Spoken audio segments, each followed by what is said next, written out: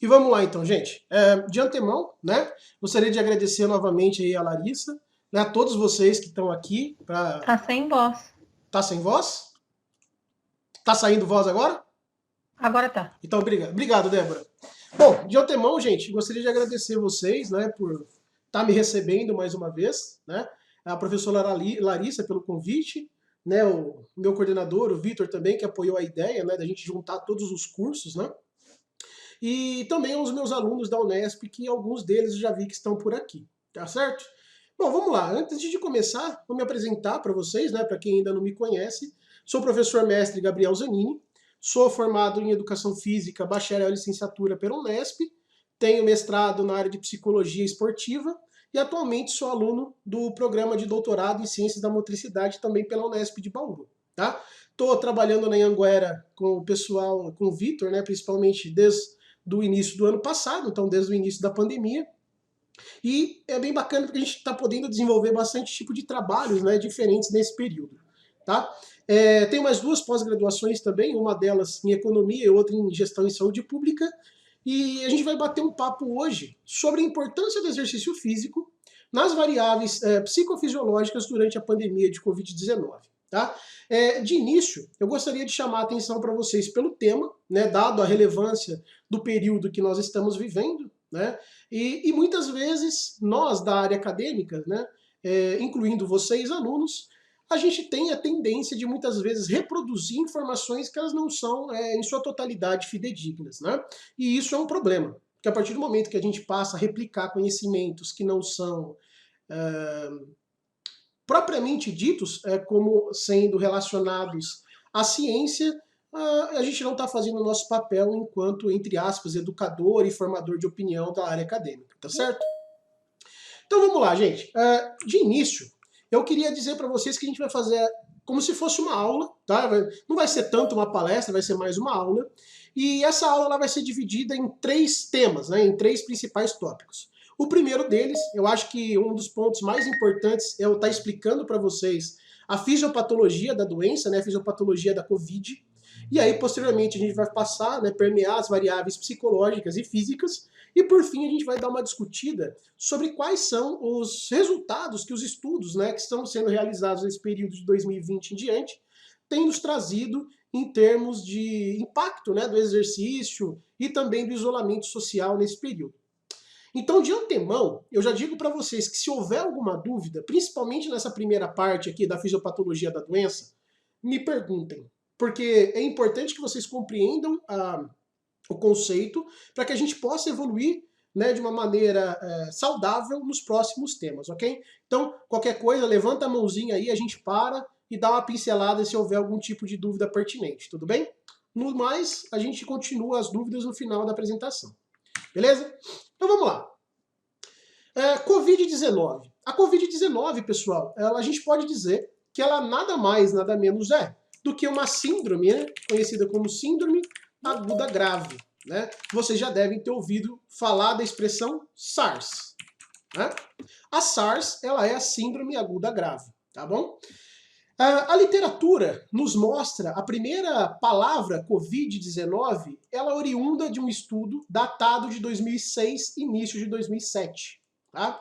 E isso daqui é muito importante que a gente compreenda e a gente entenda. Embora eu não tenha trazido o estudo aqui, vocês podem procurar no Google Acadêmico, por exemplo. Se vocês jogarem lá Covid-19 e jogar a data 2006, 2007, vocês vão encontrar um artigo. É o artigo de um professor da faculdade da China, de Pequim, e ele já cita o conhecimento da Covid-19 mesmo nesse período de 2006 aí, tá? Primeiro ponto importante. Por que esse resultado relacionado ao conhecimento da doença lá em 2006, 2007, ela traz pra gente informações completamente importantes? Porque vejam, pessoal, quando a gente fala em conceitos de epidemiologia e saúde pública, a gente tem diretrizes, né, que são regidas pela Organização Mundial de Saúde e pela Imperial College, que é talvez um dos maiores, né, centros acadêmicos de epidemiologia que se encontram na Inglaterra. Mas eles norteiam muitas questões aí relacionadas à epidemiologia e ao estudo das doenças. E dentro do conceito de epidemiologia, nós temos o que vai ser classificado aí pela Organização Mundial de Saúde, por exemplo, os graus, né? Os graus de, como eu poderia dizer de uma maneira mais didática, vamos colocar como sendo os graus de desenvolvimento da doença, tá? Aonde em cada estágio desses graus, são 4, né, nós temos o que seria necessário, portanto, tomadas de tratados de políticas públicas relacionadas à área de saúde, para que a doença ela seja já de início estudada e a partir daí já desenvolvida alguma coisa, tá? Então, antes da gente começar os conceitos da fisiopatologia, vamos desmembrar isso aqui. O primeiro conceito, né, colocado como os graus de desenvolvimento da doença, é quando a doença ela é descoberta, né? E quando ela é descoberta, ela pode ser classificada entre o grau 1, 2 ou 3. O que muda? Do grau 1 é quando é observado que a doença ela só é vista em animais. E esses animais ainda não têm condições como posso dizer, de contagiar outros animais. Então, digamos um exemplo que seja observado o caso 0, né, no caso da descoberta da doença, em um ratinho, tá? O grau 1 é classificado como sendo esse rato não tendo condições a proliferar essa doença para outros ratos, por exemplo. Tá certo? Agora, o grau 2, ela já é um pouco diferente. Porque no grau 2, a gente já tem o que a gente vai chamar de vetor, né? O vetor ele é o contaminante, ele é o agente etiológico. Então, a partir do grau 2, nós temos que um animal pode sim contaminar outro animal mediante ao vetor da doença, podendo ser, por exemplo, vamos pensar no caso na época da peste negra, eram as pulgas dos ratos, tá? Agora, a doença, quando ela se classifica no vetor 3, a gente já tem humanos infectados, tá? E é a partir daqui que a coisa começa a pisar na bola, a dar merda, tá? A palavra correta é essa. Porque a partir do momento que nós temos a infecção de humanos, o vírus, a bactéria, enfim, pode se modificar muito rápido e a partir daí ela criar, né, tomar proporções epidemiológicas graves, como uma epidemia em nível global, tá certo? Então veja, estágio 1, descoberta, animal não infecta outro animal. Estágio 2, temos um começo de vetor, onde um animal infecta outro animal. Estágio 3, o animal infecta ser humano, mas o ser humano não consegue infectar outros seres humanos. E aí, por fim, nós temos o estágio 4. O estágio 4 é humanos e humanos, onde humanos conseguem transmitir a doença para outros seres humanos, tá? Quando esse estágio 4 ocorre, a gente já está em epidemia. Não tem o que fazer. Tá? Ademais, no período em que nós estamos vivendo, pleno século XXI, 2020, 2021, aonde você pega um avião aqui, daqui 15, 20 minutos você está em São Paulo, né? Daqui a algumas horas você já está em Nova York, em um dia você está na China, e assim por diante. Então, a possibilidade de disseminação é muito grande. Qual é a crítica, né, que alguns estudos têm feito a respeito? Se de fato isso daqui, essa data, ela é fidedigna, por que diabos que não foi iniciado, né, estudos que buscassem compreender, né, por exemplo, modelos, mesmo que, como eu poderia dizer, virtuais, né, para controle da doença, já iniciar uma pesquisa de medicamentos e tal? A resposta primordial, né, talvez que os pesquisadores tenham dado, é por ser encontrada a doença primeiramente na China, né, um país comunista, de dificuldade de acesso a informações. Tanto é verdade que nós estamos agora, né, da metade para frente de 2021, por assim dizer, e só agora a China permitiu que a Organização Mundial de Saúde enviasse, né, um comitê para ir em busca do paciente zero, né, lá no mercado de Wuhan. Problemático, né? Haja vista que a gente já passou um ano, né, da pandemia, da epidemia de Covid. Bom, entendido isso daqui, a gente vê que já temos uma ação falha, né, em termos mundiais para o controle da doença e, de certo modo, tudo isso facilita, né, com que haja como eu poderia dizer, falsos conhecimentos acerca do problema. E aí, com isso, né, o retardamento de ações principalmente relacionadas à área de saúde pública, tá? Mas, vamos lá. Falando agora da fisiopatologia da doença, como que a doença ela acontece, como que ela impacta a parte fisiológica do indivíduo, né? E por que ela torna-se, então, tão problemática, tá bom? A primeira coisa que a gente tem que entender sobre a COVID, então, é que ela tem a preferência por células da mucosa do trato respiratório, tá bom? Vamos entender primeiramente a questão da mucosa. Tá? Vamos lembrar da fisiologia e da anatomia básica que vocês têm, ou estão tendo, ou vão ter, da área de anatomia, é a anatomia básica. A mucosa, ela é, por sua vez, um composto, né, de epitélio, né, entre aspas, de pele, e tecido conjuntivo, que tem a função de revestir, né? E ela sempre está associada a regiões úmidas, né? Então, nós temos mucosa nos nas narinas, né? Na boca, no nosso trato de glutição, nos pulmões, por exemplo, né? E a partir daí, quando nós temos essa mucosa, inúmeros tipos de células virais, inclusive a COVID-19, elas têm preferência por se alojar nesse tipo de célula, né? Na mucosa, de fato. Agora, por ela se tratar de uma doença respiratória, as mucosas que vão estar envolvidas nesse processo, em sua maioria, são os bronquíolos e são os alvéolos, que são as estruturas, né, presentes no nosso pulmão. Então, só para vocês terem uma ideia, é disso aqui que a gente está falando, né? Essa parte em branco, né, é o que a gente vai chamar de espaço aéreo, né, onde há troca ventilatória nos pulmões, e esse espaço em vermelho, ele nada mais é do que a mucosa pulmonar, né, onde a gente vai ter os alvéolos e os bronquíolos, tá certo? Lembrando que a troca gasosa ela vai acontecer dos bronquíolos e dos alvéolos para a área de espaço aéreo e do espaço aéreo para dentro dos bronquíolos e dos alvéolos, tá? Isso aqui é imprescindível para que a gente tenha a cascata de oxigenação, né, a cascata de O2, se completando para posteriormente isso daqui ser encaminhado para o nosso sangue, que vai ser levado então para o nosso coração, né, e depois ejetado, né, via ventrículo esquerdo para a nossa artéria aorta e posteriormente então permeando todo o nosso corpo com oxigenação, como a gente já tem estudado na fisiologia. Isso é óbvio, tá certo? Agora, por que então a COVID, né, ela tem esse fator muito preponderante, como se fosse, entre aspas, por assim dizer, uma pneumonia, né, só que com algumas características diferentes. Porque, gente, dentro do nosso sistema respiratório, nós temos uma enzima, né, que é responsável por fazer controle primariamente de pressão arterial, que é conhecida como ECA2, né, ou ECA, para os mais chegados, tá certo? Guarda essa informação aqui que ela é extremamente importante. A produção de ECA ela tem um papel preponderante tanto no controle de pressão arterial, quanto em questões relacionadas ao Covid-19. Por que isso? Porque nos nossos pneumocócitos do tipo 2, que são células presentes dentro dos nossos brônquios e dos nossos alvéolos, eles são responsáveis por produzir ECA, né?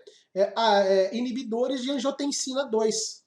E se vocês lembrarem, a angiotensina 2, ela faz parte de um sistema de controle de pressão conhecido como renina, angiotensina, aldosterona.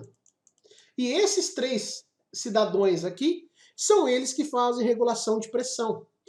A regulação de pressão, por sua vez, quem vai lembrar da minha palestra de cardiovascular do ano passado, a gente acabou falando um pouquinho disso daqui, uma das regulações de pressão ela se dá pela vasoconstrição, né, ou pela estreitamento do canal dos vasos, como também pela dilatação dos vasos e capilares das artérias, das veias, né, e tudo mais.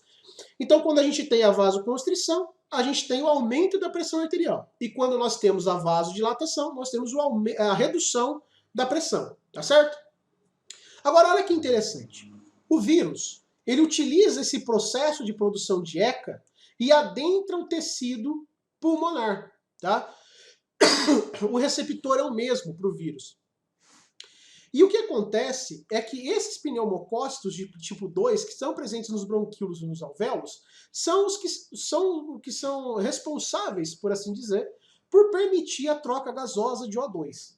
Então o que acontece? A partir do momento que eu tenho o vírus, né, entrando aqui durante esses pneumocócitos, né, eu tenho uma modificação da minha produção de ECA2, né, de inibidor de angiotensina 2, que por sua vez vai impactar tanto na troca respiratória quanto também na minha PA.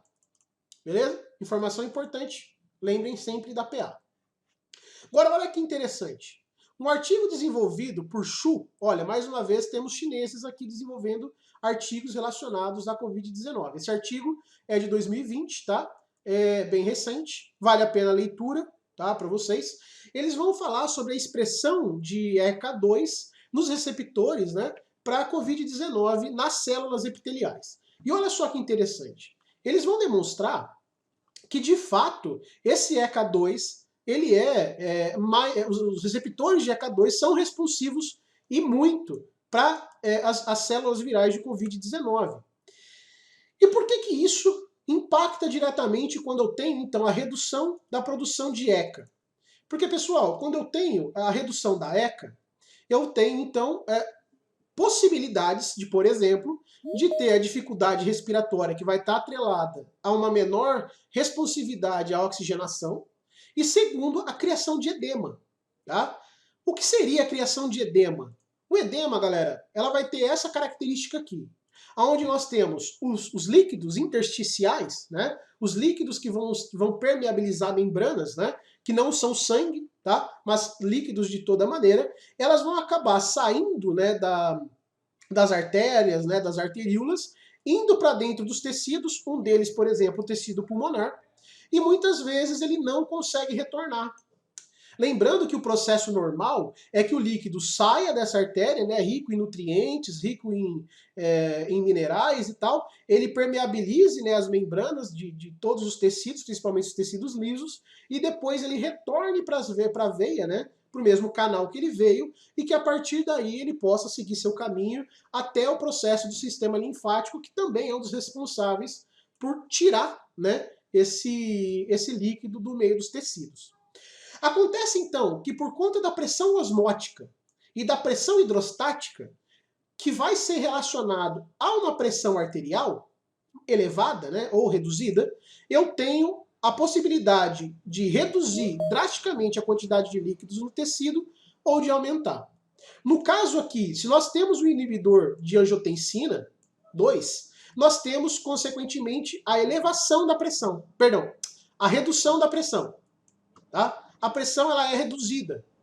Por que ela é reduzida? Porque nós temos o aumento do calibre das veias. Nós temos uma vasodilatação. Tá? E essa vasodilatação, por sua vez, ela propicia com que haja uma maior vazão de líquidos. Né? E a partir daí, nós temos a criação do edema. O edema, então, ele vai ficar entre o tecido e muitas vezes as artérias e faz uma pressão, muitas vezes nos capilares, que por sua vez não conseguem ter uma vazão significante para esse líquido que ficou ali.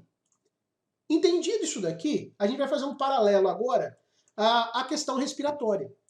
Nós vimos, por exemplo, que aqui na parte do tecido, né, histológico do pulmão, nós temos então no vermelho as células pulmonares e no branco nós temos o que a gente vai chamar então de espaço aéreo para troca gasosa, como a gente comentou.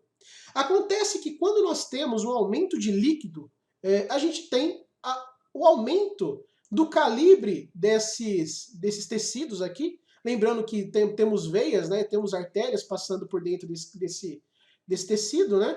E aí há uma dilatação. E como consequência temos a redução, né, do nosso espaço, que a gente vai chamar de espaço aéreo.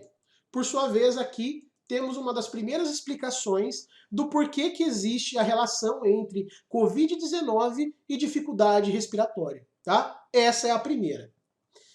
A segunda, galera, está relacionada à resposta inflamatória. Né? Sempre que há o aumento assim, de líquidos e também de agentes virais, nós temos como resposta corporal um processo inflamatório, né, no nosso tecido, e aí nós vamos ter toda a ação do nosso sistema imune, né, através das células brancas e tudo mais, chegando ali para tentar controlar a expansão desse agente etiológico aí, desse agente viral. E para isso nós temos o aumento da permeabilidade vascular, né? Só que veja, quando nós temos o aumento da permeabilidade vascular, nós temos alguns pontos positivos e negativos. O ponto positivo é que a gente permite, por exemplo, a maior passagem de nutrientes e minerais. Isso é ótimo. Só que agora vem um agravante. Para que esses minerais, esses nutrientes cheguem até os tecidos, eu preciso ter ali, então, uma maior vazão, por assim dizer, de líquidos. Opa, temos um problema. A vasodilatação já não faz com que eu tenha uma maior vazão de líquidos? Se eu tenho, a partir de então, uma maior vazão através de uma vasodilatação e eu tenho agora, vou ter, né, uma maior permeabilidade vascular, eu tenho ainda uma maior vazão. Como consequência, eu tenho mais edema. Tá? Não confundam edema aqui com água no pulmão. Tá? São coisas completamente distintas, embora se aproximem muito em termos fisiológicos, mas o processo é completamente diferente. Então, quando isso daqui acontece, eu tenho novamente redução, então, do meu espaço aéreo, por exemplo. Tá certo? Agora, olha que interessante. Como eu tenho o uso do ECA, né, por parte da ação viral, através dos meus receptores, eu tenho, então, uma diminuição da minha angiotensina 2, e, como consequência, eu tenho dificuldade de vasoconstringir, de diminuir o calibre das veias, e, por consequência, aumentar a pressão. Agora, olha que interessante. Essa relação da pressão arterial com a questão respiratória, ela é muito significativa. Porque lembre, o que é a pressão arterial? É a força que meu coração faz para ter uma injeção de sangue no meu sistema cardiovascular, né? E vencer principalmente a gravidade. E isso se relaciona ao transporte de oxigênio, né? Então veja, a partir do momento que eu tenho uma menor vasoconstrição, eu tenho uma menor PA. Isso associado a uma menor captação de oxigenação, eu tenho os efeitos da COVID, que é a falta de ar, né, a questão da redução, principalmente, né, da saturação de oxigênio. Tá? Só para vocês terem uma noção, a saturação adequada ela deve ser maior que 96, né, primariamente maior que 98. Né? A gente tem tido casos de saturação relacionadas à Covid-19 da ordem de 50. Né? Ou seja, todo o ar que o sujeito está respirando, ele não está conseguindo aproveitar 50%. Isso é gravíssimo. Tá? Agora, um outro aspecto que a gente tem que colocar aqui, né, é que quando nós temos, então, essa redução da PA, a gente tem modificações no nosso débito cardíaco e no nosso fluxo sanguíneo, né, o que torna não adequado, por exemplo, o transporte de O2 para as células, principalmente tecidos musculares. Guardem essa informação, porque a gente vai recordar esse ponto quando a gente falar de alguns resultados de estudos relacionados a exercício e Covid-19, beleza? Então, olha só, para exemplificar para vocês, eu trouxe uma imagem aqui que foi retirada do estudo de Kumar e dos colaboradores de 2009, em que eles vão mostrar como se dá, né, a questão pulmonar frente à interação com leucócitos. Lembrando que os leucócitos são os nossos glóbulos brancos relacionados ao sistema imune, tá? Então, olha só. Na imagem 1, vamos colocar como 1, nós temos o tecido pulmonar considerado normal. E olha só que interessante. Nós temos, então, o tecido pulmonar em um calibre, né? Lembrando apenas uma coisa, que por dentro desse tecido aqui, que parece uma árvore, né? Nós temos passando capilares, temos passando veias aqui. Né? A gente vê que ele tem uma característica não dilatada e com um grande espaço, por assim dizer, de espaço aéreo para troca ventilatória e troca gasosa. Isso é óbvio de ver. Agora, olha só, quando nós entramos em um processo de congestão, né, o início de algum tipo de processo inflamatório, olha a característica. A gente já tem o aumento do diâmetro desse tecido e, como consequência, o tronco, que, né, na imagem 1 se encontra aqui, ó, ele também tem uma expansividade. E isso aqui se dá primariamente por conta do processo de maior fluxo sanguíneo, maior fluxo de líquidos para a região. É o que a gente chamou ali em cima de edema, tá certo? Agora, olha só que interessante. Quando a gente passa para a imagem 3, aqui nós temos a ação dos leucócitos durante o processo inflamatório. E toda essa pintinha que vocês estão vendo aqui são os leucócitos agindo com algum agente contaminante no sistema, e a gente pode observar que nós temos ainda mais uma dilatação, né, desse tecido, e por consequência, observem o que antes aqui era um espaço aéreo completamente livre para troca ventilatória, aqui já não é mais. Né? Então, o que nós temos como consequência aqui? Redução da capacidade de troca ventilatória, portanto, nós temos uma redução da minha capacidade cardiorrespiratória. Né? Só a título de curiosidade para vocês, a imagem 1, 2 e 3 é a evolução de um quadro de pneumática. Né? Nós estamos falando de uma doença respiratória aqui, no caso a pneumonia. Tá? Então veja, paciente quadro normal, início do processo infeccioso da pneumonia instalada e o nosso sistema de anticorpos tentando agir e controlar o agente viral. Infelizmente, um dos preços que nós pagamos, né, por ter a ação desses leucócitos relaciona-se, portanto, a uma redução da capacidade respiratória. Tá certo? Agora, olha que interessante. Quando nós trazemos isso para o conceito da Covid-19, né, no estudo de Tian, né, de 2020 também, eles vão relacionar a questão da patologia, né, pulmonar durante a fase de Covid-19. Então, olha só que bacana. Na imagem 1 e 2, nós temos aqui, né, o que para a galera da fisioterapia é muito mais comum do que para nós da educação física, que não atuam na área clínica, por assim dizer, de ver uma... Porra, me fugiu o nome do negócio. Eita. Uma ultrassonografia, né, computadorizada. Então, olha só que interessante. O pulmão, ele é cheio de ar. Concordam? Ele é cheio de ar. Ele tem que ter um espaço aéreo bem grande. Né? E como ele é cheio de ar, o que é esperado que se veja dentro de uma tomografia, né, principalmente nesse sentido, é que nós tenhamos um espaço preto muito grande. Esse espaço preto, ele é relacionado à hipotensão que o órgão tem, por ele estar lotado de oxigenação e não ter muitos tecidos presentes ali. Agora, olha só, quando nós olhamos para a imagem 1, lembrando que é o mesmo paciente, nós podemos observar que ele tem sim um espaço não preenchido grande, mas que já tem algo que chama a atenção. E a primeira coisa que vai nos chamar a atenção é esse pedaço aqui, como se fosse um galho, né, presente no pulmão direito do sujeito. Tá? Aqui estão as escápulas, aqui está a coluna, então a gente tem lado direito, perdão, e lado esquerdo. Né? Está espelhada a imagem para nós. Então a gente já consegue ver que existe algo que não deveria estar aqui. Né? E quando nós olhamos para a imagem B, a gente pode ver que houve um aumento desses tecidos, né, presentes, que muitas vezes vão ser relacionados à redução do nosso espaço aéreo. Então, olha só, aqui a gente já tem parte de comprometimento, tanto de pulmão esquerdo, quanto de pulmão direito, perdão, direito e esquerdo, no mesmo indivíduo. Tá certo? Qual é a consequência disso? Exatamente o que a gente acabou de falar. Redução da capacidade respiratória, redução da capacidade cardiovascular.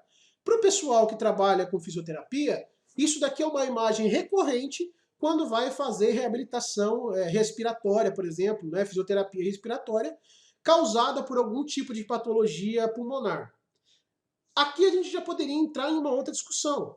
Hoje, um dos maiores acometimentos, né, pós-Covid relaciona-se com a necessidade de estados de reabilitação pulmonar através, por exemplo, de tratamentos de fisioterapia, de reabilitação pulmonar, por conta de quadros como esse daqui.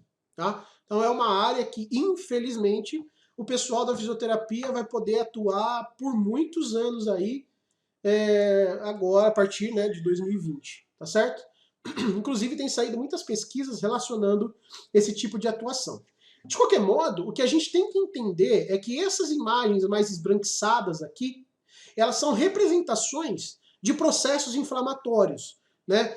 Ou relacionadas às células cancerígenas, que é também um processo, não deixando de ser inflamatório, mas relacionando principalmente ao sistema imune e à produção de leucócitos, né? Mas de qualquer modo, então aqui a gente consegue observar um aumento, né, de processos inflamatórios no trato respiratório, no caso o pulmão, tá certo?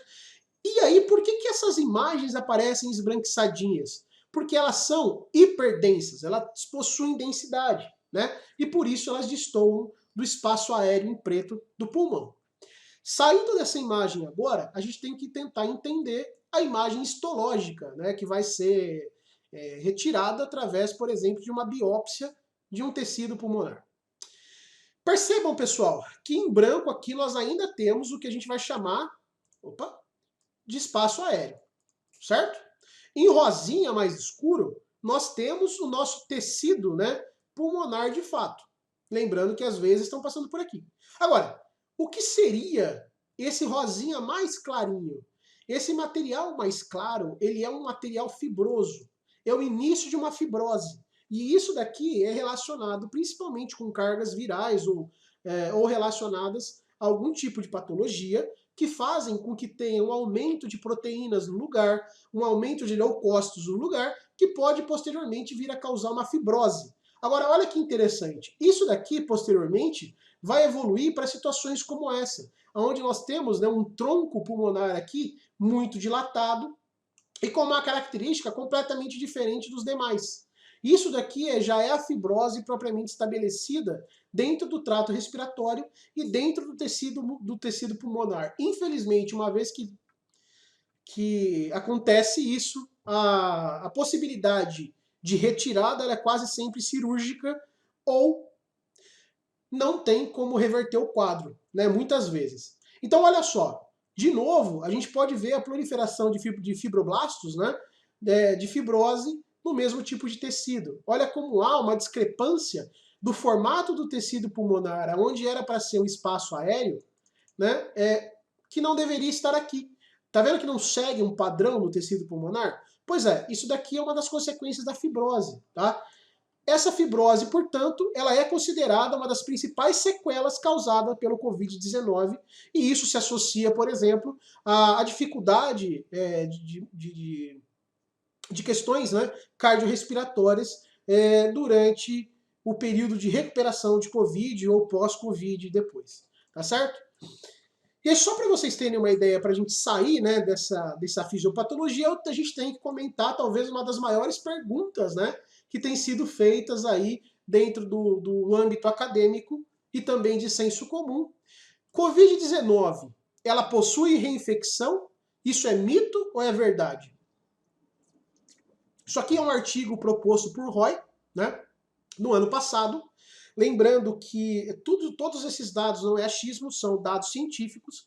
E o que esse artigo traz para nós, baseados em resultados buscados na literatura, é que o estudo conclui que é improvável que ocorra de fato uma recontaminação por Covid por conta inicialmente do que nós temos, né, como sendo a neutralização viral, resposta do nosso sistema imune para qualquer tipo de vírus que ele é exposto. Esse é o primeiro ponto.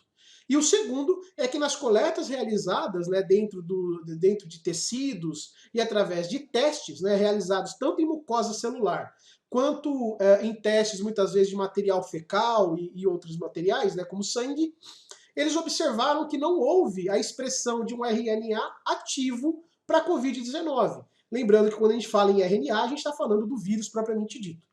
Mas tem um ponto aqui que a gente tem que levar em consideração. Hoje, a gente poderia dizer que o Covid está passando por mutações e ele vai passar, né? Ele é um vírus e todo vírus se modifica a partir do momento que ele tem contato com novos tipos de RNA. Então, cada vez que uma doença ela passa pelo seu sistema, ela tende a modificar alguma coisa no sistema dela a longo prazo. Então, digamos que hoje nós temos a Covid-19, vamos colocar assim de uma maneira grosseira. Se porventura essa questão das cepas são verdades, né, e elas de fato acontecem, e essa cepa torna-se A, ela vira uma cepa B, o sujeito que foi infectado inicialmente, ela pode sim, por exemplo, ser recontaminada posteriormente. De Sharingan, esse Rinnegan, porque 19 meses é Quem que tá com os microfones abertos aí? isso daí já. Mas por Nossa. enquanto. Beleza, pessoal? Tranquilo isso aqui? Então veja, o mesmo acontece com a gripe, né, com o vírus da gripe. Porque, olha só, hoje o Brasil e outros países no mundo fazem a imunização, né, nacional, inclusive a gente está no período de vacina para gripe, e muitas vezes, mesmo você tomando a vacina gripal, antigripal, você fica gripado. A pergunta é, como isso é possível? Muito simples, porque a gripe que você pegou, ela tem uma característica de RNA completamente diferente. Então toda gripe que você pega ao longo da vida, ela nunca é a mesma gripe, ela é sempre uma gripe diferente. Sempre uma carga viral que tem modificações. Tá? Então, o que o estudo nos conclui é que, de fato, é mito. Você não pode ser reinfectado pelo Covid-19. Mas, se a gente falasse apenas de um modelo de vírus, a partir do momento que esse vírus se modificar, há sim a possibilidade de uma reinfecção. Tá? Isso acontece? Bom, é difícil dizer. A gente tem essa questão da cepa de Manaus, né, sendo tão falada aqui no Brasil, mas o fato é que não existe nenhum modelo acadêmico, né, de meta-análise principalmente, que garantem que existem essas variações. Né? E a partir desse momento, então, a gente pode dizer que não, nem que é verdade, nem que é falso. Né? Mas o vírus original de Covid-19, quem pegou não pega mais. O ponto é esse. Se houver modificações no vírus, existe possibilidade de reincidência. Né? Principalmente se o vírus tiver uma modificação de RNA muito grande. Tá? Era importante que vocês entendessem isso daqui para depois a gente falar dos resultados. Entendida a parte da fisiopatologia, vamos, entre aspas, para o nosso capítulo 2 da nossa palestra, da nossa aula. Tá? O capítulo 2, então, vai ser relacionado às variáveis psicológicas. A gente falou das variáveis físicas, agora vamos falar das variáveis psicológicas, né, relacionadas ao isolamento social e a esse período que a gente está vivendo. Né? Então, a primeira coisa que a gente vai ver é alguns conceitos, beleza? O primeiro conceito que nós vamos ver é sobre estresse. Tá? O estresse, ele pode ser considerado, né, pode ser observado, como o próprio professor Samuski ele coloca, como uma desestabilização psicofísica que tem uma perturbação no equilíbrio do sujeito com o meio. Né? Então, eu gosto muito de dar um exemplo que, vamos dizer que você está deitado, bonitão, alguém vem e te arremessa da cama. Né? Isso daí é uma interação em que te tira, né, do seu centro de equilíbrio, causa uma perturbação e seu sistema ele deve adaptar-se a partir dali. Essas adaptações, então, elas têm cunho orgânicos e também psicológicos. Né? E como é dito por Levi, gente, pelo amor de Deus, desliga esse microfone que vocês estão aí, que está microfonia. Então, veja, a partir do momento, então, que nós temos as adaptações orgânicas, né, a gente tem como propósito a manutenção e o restabelecimento do equilíbrio interno e externo do sujeito. Tá? Isso se relaciona, por exemplo, às respostas que nós temos ao treinamento. Não é? O que a gente faz no treinamento? No treinamento, nós criamos uma carga de estresse, e essa carga de estresse cria um processo adaptativo, né? E essa resposta adaptativa ela faz modificações, né, no meu sistema fisiológico. Tá certo? E isso daqui, por sua vez, é o que a gente vai chamar de resultado. Né? Pensando na musculação, esse processo adaptativo, por exemplo, poderia ser hipertrofia. Né? Ou qualquer outro tipo de modelo que você esteja trabalhando aí. Além do estresse, nós temos um outro aspecto psicológico que ele deve ser compreendido. O aspecto relacionado ao estado de humor. O humor, galera, pode ser entendido como o ser, entre aspas, afetivo de cada indivíduo. Né? A maneira como você responde aos estímulos do meio. Né? E ele tem a capacidade de se modificar. E ele se modifica a todo momento de acordo com as percepções que o sujeito tem da realidade ou das situações que acontecem naquele momento. Tá? ele pode variar em dois polos, né? O eufórico, sendo um estado de humor completamente positivo, ou o estado que a gente vai chamar de apático, que é o estado completamente negativo do humor. E é variável isso, né?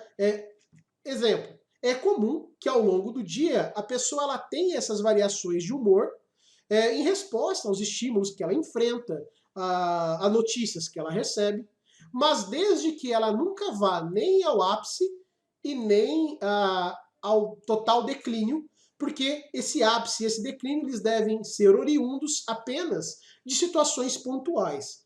Por exemplo, no caso euforia, quando você tem uma notícia extremamente boa, né? Digamos que você ganha R$1.000, aí alguém vira e fala que a partir de hoje você vai ganhar 20 mil. Porra, se você não ficar feliz, você merece apanhar, né? Agora, a questão apática poderia ser quando alguém vem e te traz uma notícia de um óbito de um ente querido, por exemplo, e te joga totalmente para baixo. Por que então é importante a gente compreender estado de humor? Porque a literatura vai nos mostrar que essa relação de humor ela está totalmente atrelada a surgimento de doenças. Quando nós temos condições clínicas onde há uma alteração muito grande nesse humor, sem que tenha situações propícias para isso, sem notícias ou sem algo do gênero, o sujeito está passando por uma alta carga emotiva, uma alta carga de estresse, que vai propiciar posteriormente o surgimento e prevalência de alguns tipos de patologias e doenças. Não apenas psicológicas, mas muitas vezes relacionadas, por exemplo, a doenças crônicas como diabetes e hipertensão também. A gente vai falar um pouco sobre isso já já.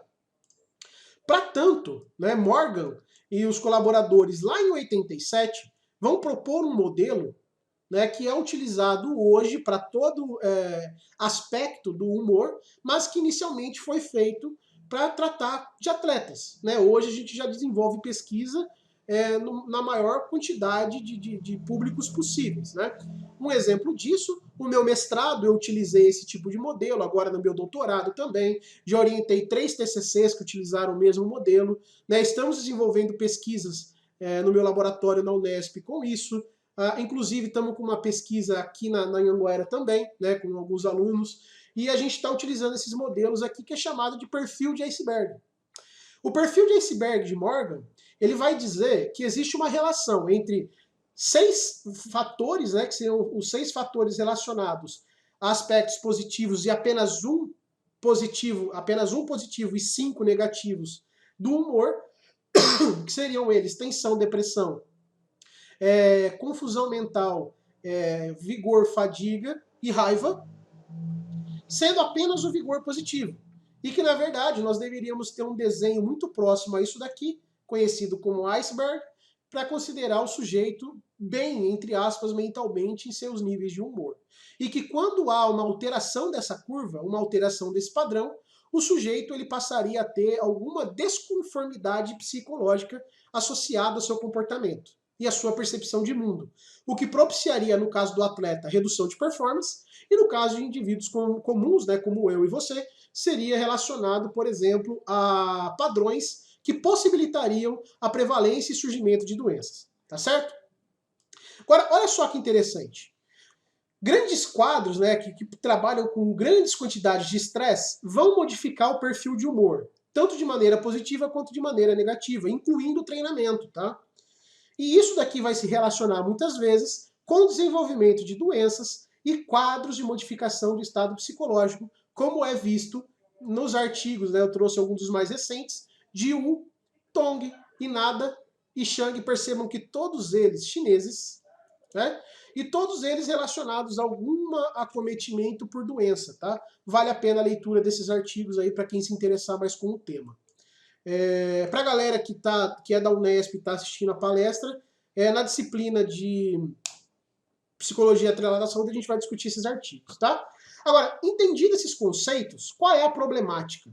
A problemática, por sua vez, ela vai estar relacionada à condição psicológica do indivíduo e como as manifestações físicas, né, em termos de saúde, elas vão acontecer. Então, observe. Uma das maneiras, né, mais eficientes que a gente tem, né, para controle de disseminação de doença, que ainda não possui um aspecto de cura, e inicialmente é a produção acadêmica, né, a gente tem que produzir conhecimento científico para compreender os aspectos relacionados ao vetor da doença, o ciclo da doença, e tentar intervir. O que a gente viu que não foi possível em 2006 e 2007, porque não houve pesquisa nesse sentido, e hoje a gente está tomando no nariz por conta de uma omissão científica. Esse é o primeiro ponto. E segundo, é a adoção, né, de algumas políticas públicas para que busquem, então, auxiliar, né, nesse quesito aí de redução de disseminação da doença. Um deles, galera, é o que a gente está passando, que é o quadro de isolamento social, né? Lembrando, gostaria de lembrar a vocês que o isolamento social ele não é algo recente, né? Já vem lá de trás, desde 1300, né? Principalmente com Constantinopla durante a peste negra. A gente vai falar um pouquinho sobre essa questão da quarentena e do isolamento, tá? Mas, de qualquer modo, o isolamento social ele pode ser visto, como descrito por Pires e os seus colaboradores, e também por Farias e colaboradores, nos estudos do ano passado, que eles estão relacionados à redução do nível de atividade física, afastamento, né? Afastamento do quê? De atividades e também de outras pessoas, afinal de contas é um isolamento social, que, por sua vez, ampliam quadros de enfrentamento, preocupações e relacionados também a questões econômicas. Então, aqui a gente tem uma problemática relacionada ao isolamento social. Gostaria de lembrar a todos, e algumas falas que eu vou tomar daqui para frente, não tem a menor pretensão de cunho político ou de opinião política ou algo assim da minha parte, tá certo? É apenas constatações. Então vejam só. O isolamento social, ele é, na verdade, um recurso, tá? Um recurso para quê? Ganho de tempo. Porque, veja, o isolamento social não é tratamento, não é cura. O isolamento social é ganho de tempo.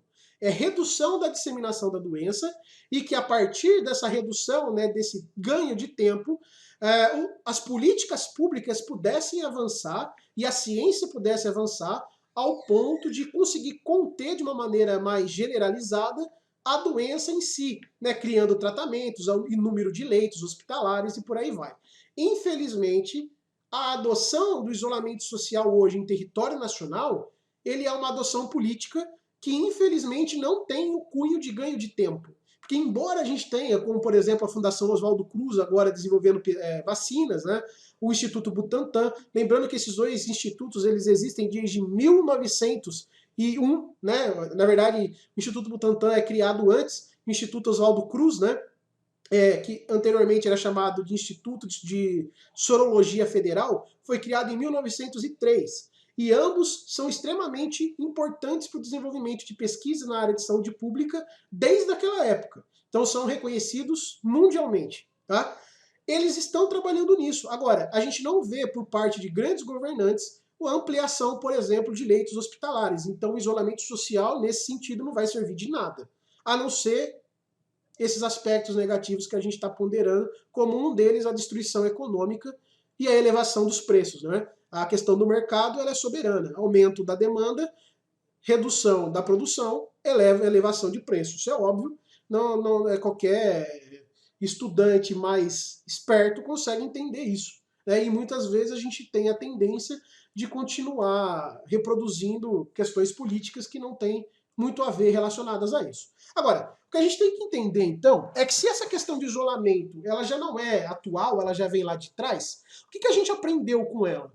Que, olha só, de uma maneira mais geral, a quarentena, né, ou isolamento de um modo mais geral, isolamento é diferente de quarentena, mas vamos lá, ela é nada mais nada menos do que a reclusão de indivíduos ou animais sadios por um período de tempo para observar se há incubação da doença ou não. Né, como é proposto por Lázaro e seus colaboradores de 85, o termo quarentena, né, ele vai ter então uma origem medieval, como eu falei para vocês, lá em Constantinopla, tá? Primariamente na primeira infecção ali que teve de peste negra antes de vir para toda a Europa, posteriormente em 1700, tá certo? Mas de qualquer maneira, hoje a gente não utiliza mais o termo quarentena para determinar como 40 dias. Tá? A quarentena hoje ela tem diversas maneiras de interpretação em termos de tempo, tá bom?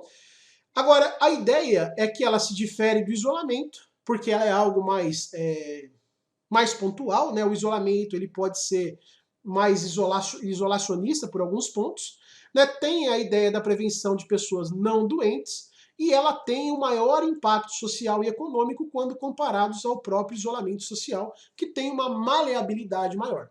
Né, em termos históricos, o período de quarentena, assim, nos primeiros momentos, né, ele tinha a ideia de 40 dias e era utilizado principalmente com pessoas que atracavam, né, em barcos, né, nos séculos 13 e 15, principalmente em Constantinopla, como a gente acabou de colocar, e essas pessoas ficavam 40 dias embarcados, né, atracados no cais, mais 40 dias lá dentro, tendo como propósito observar se eles teriam algum tipo de doença ou não, para só depois, enfim, poder descer do navio.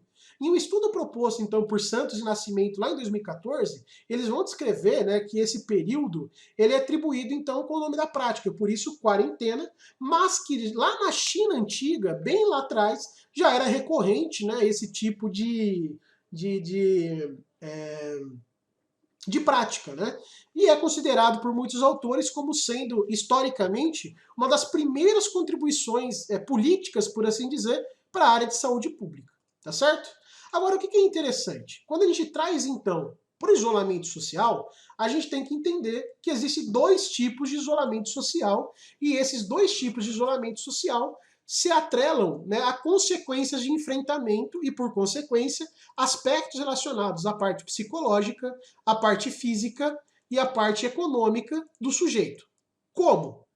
Bom, nós temos o isolamento vertical e isolamento horizontal. Isolamento vertical, pessoal, ele é nada mais nada menos do que apenas selecionar alguns grupos que vão ficar isolados, tá? Por exemplo, no caso de Covid-19 aqui, a gente tem uma maior suscetibilidade à doença para pessoas que têm hipertensão arterial, que possuem diabetes tipo 2, alguma condição pulmonar crônica, né? E que tenham acima de 70 anos, né? 65, 70 anos. Ou seja, no isolamento social, as pessoas que de fato seriam isoladas são as pessoas que têm esse tipo de característica que a gente acabou de comentar aqui. Enquanto todas as outras pessoas seguiriam a vida normalmente. Aspectos positivos e negativos desse tipo de isolamento. Positivo é um menor impacto social e um menor impacto econômico para a população de uma maneira geral. Preservação de empregos e outros pontos. Agora, de de aspectos negativos, nós temos então um risco de um vetor de transmissão não ser reduzido. Né? Porque mesmo assim que essas pessoas de risco estão isoladas, ainda há o vetor de transmissibilidade com as outras pessoas. E a possível surgimento da doença, né, de novos casos da doença posteriormente ao isolamento. E o outro tipo de isolamento que nós temos, e é o que está sendo feito no Brasil, né, entre aspas, né, é o isolamento social, é o isolamento horizontal.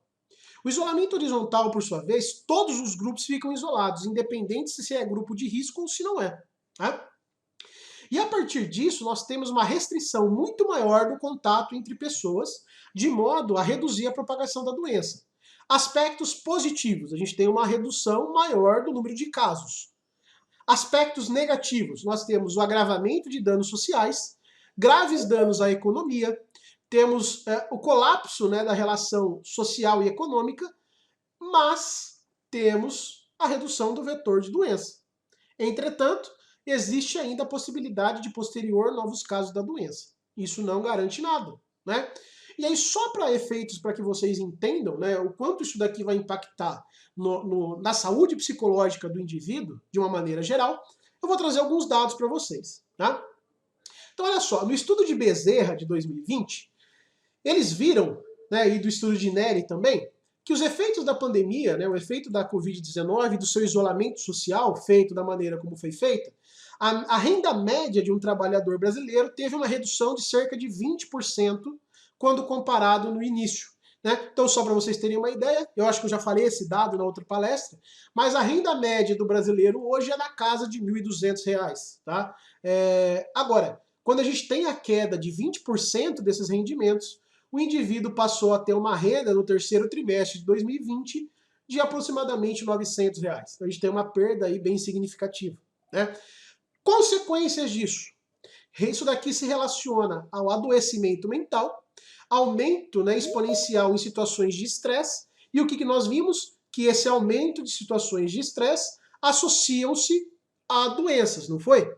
E a partir disso, então, como é apontado por Bezerra, também temos o aumento do adoecimento físico, relacionado ao surgimento de doenças crônicas não transmissíveis, principalmente, que são associadas, então, a essa relação mental, né, como diabetes, hipertensão e outras. Então, a gente está dizendo que pessoas que anteriormente não eram grupo de risco tiveram uma maior suscetibilidade a tornar-se pessoas grupos de risco por um adoecimento primariamente mental. Tá certo?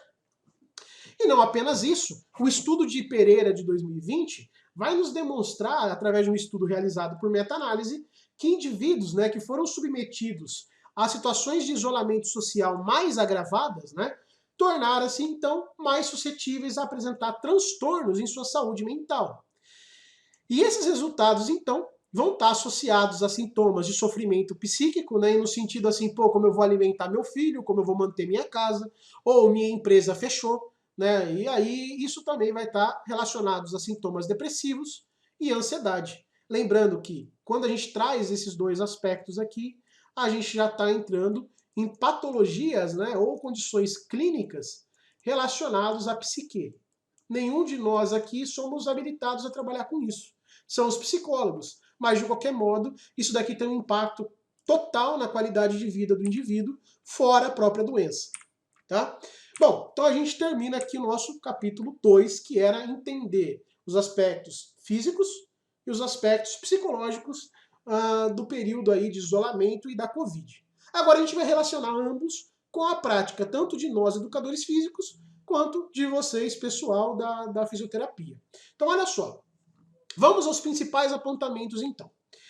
A Organização Mundial de Saúde, ela vai trazer para nós, de 2015, que a questão de saúde de verdade, ela pode ser entendida, e ela deve ser entendida, como um estado de completo bem-estar físico, mental e social, não sendo apenas a ausência de doenças ou enfermidades. Né?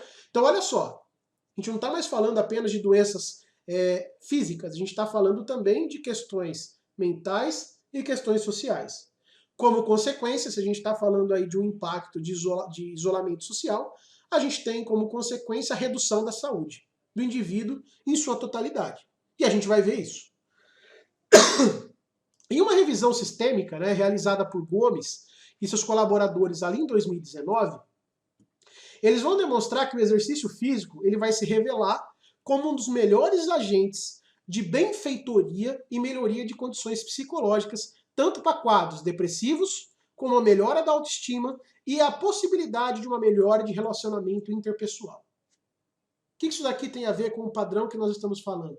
Durante esse período de isolamento social, academias foram fechadas, clínicas foram fechadas, inclusive clínicas de fisioterapia.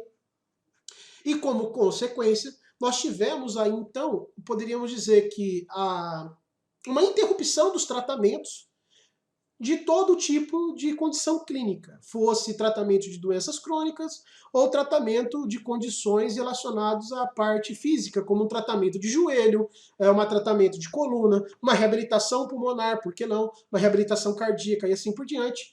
E quando a gente tem essa redução, então, dessas práticas profissionais que têm relação com tanto com a prevenção quanto com o controle dessas doenças instaladas no sujeito, nós temos como condição a agravação dessas doenças que já eram prévias no indivíduo, que por sua vez se relacionam de novo com quadros psíquicos. Então imagina o sujeito que, sei lá, por algum motivo estava com algum problema relacionado a meniscos, né, joelho e tal. E aí ele tá fazendo tratamento com o fisioterapeuta, tá fazendo um tratamento na academia, e ele tem dores insuportáveis e apenas o tratamento relacionado aí à parte física dá conta de sanar essas dores. Ele teve esse tratamento suspendido. Ele não podia mais ir nem na clínica de fisioterapia, nem na academia. Então isso passa, além da parte física, a impactar a saúde mental do sujeito também. Tá certo?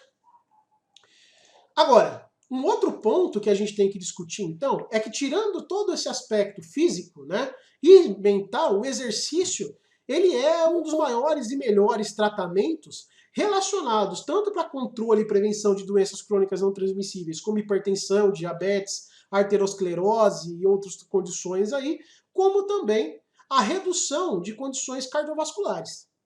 Lembrando, pessoal, para quem assistiu a minha palestra no ano passado, nós falamos, né, que as doenças cardiovasculares elas são responsáveis por 79 a 82% de todo o óbito no planeta.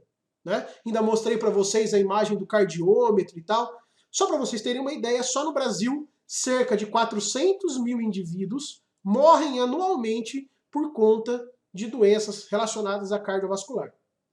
Agora, olha que interessante. Alguns estudos comportamentais que estão ocorrendo nesse período, né, de 2020 a 2021, eu não coloquei aqui, senão ia ser uma extensão muito grande da discussão, mas eles demonstram que, de fato, está tendo uma redução de nível de atividade física nos indivíduos. Eu acredito que todos vocês tiveram uma redução do seu nível de atividade de algum modo, atrelada a uma má alimentação, que os autores relacionam à questão econômica e financeira, né? Ou seja, houve uma redução de 20% na renda familiar, como consequência, a escolha de alimentos ela também muda, né? E o que a gente vê nos estudos epidemiológicos é que os alimentos mais baratos são aqueles alimentos ricos em gorduras, ricos em carboidratos e que, por sua vez, não os fazem tão bem à saúde assim, embutidos, enfim.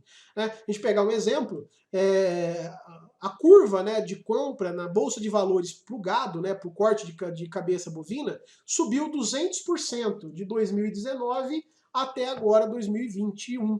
Né? Foi 200%, ou seja, você pagava R$10 na carne naquela época, agora você passou a pagar quase 30.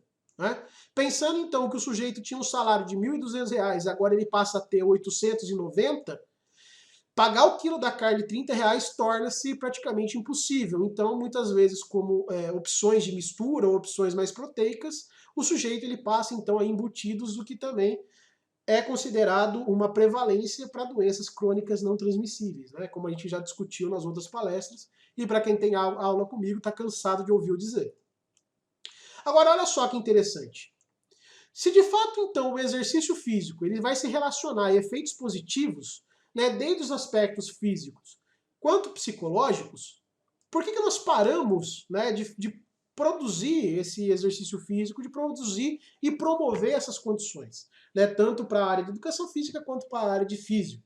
Né? E por que nossos governantes eles tomaram a decisão, muitas vezes, de ignorar o que os dados acadêmicos nos mostram e mesmo assim restringir? Então olha só que interessante.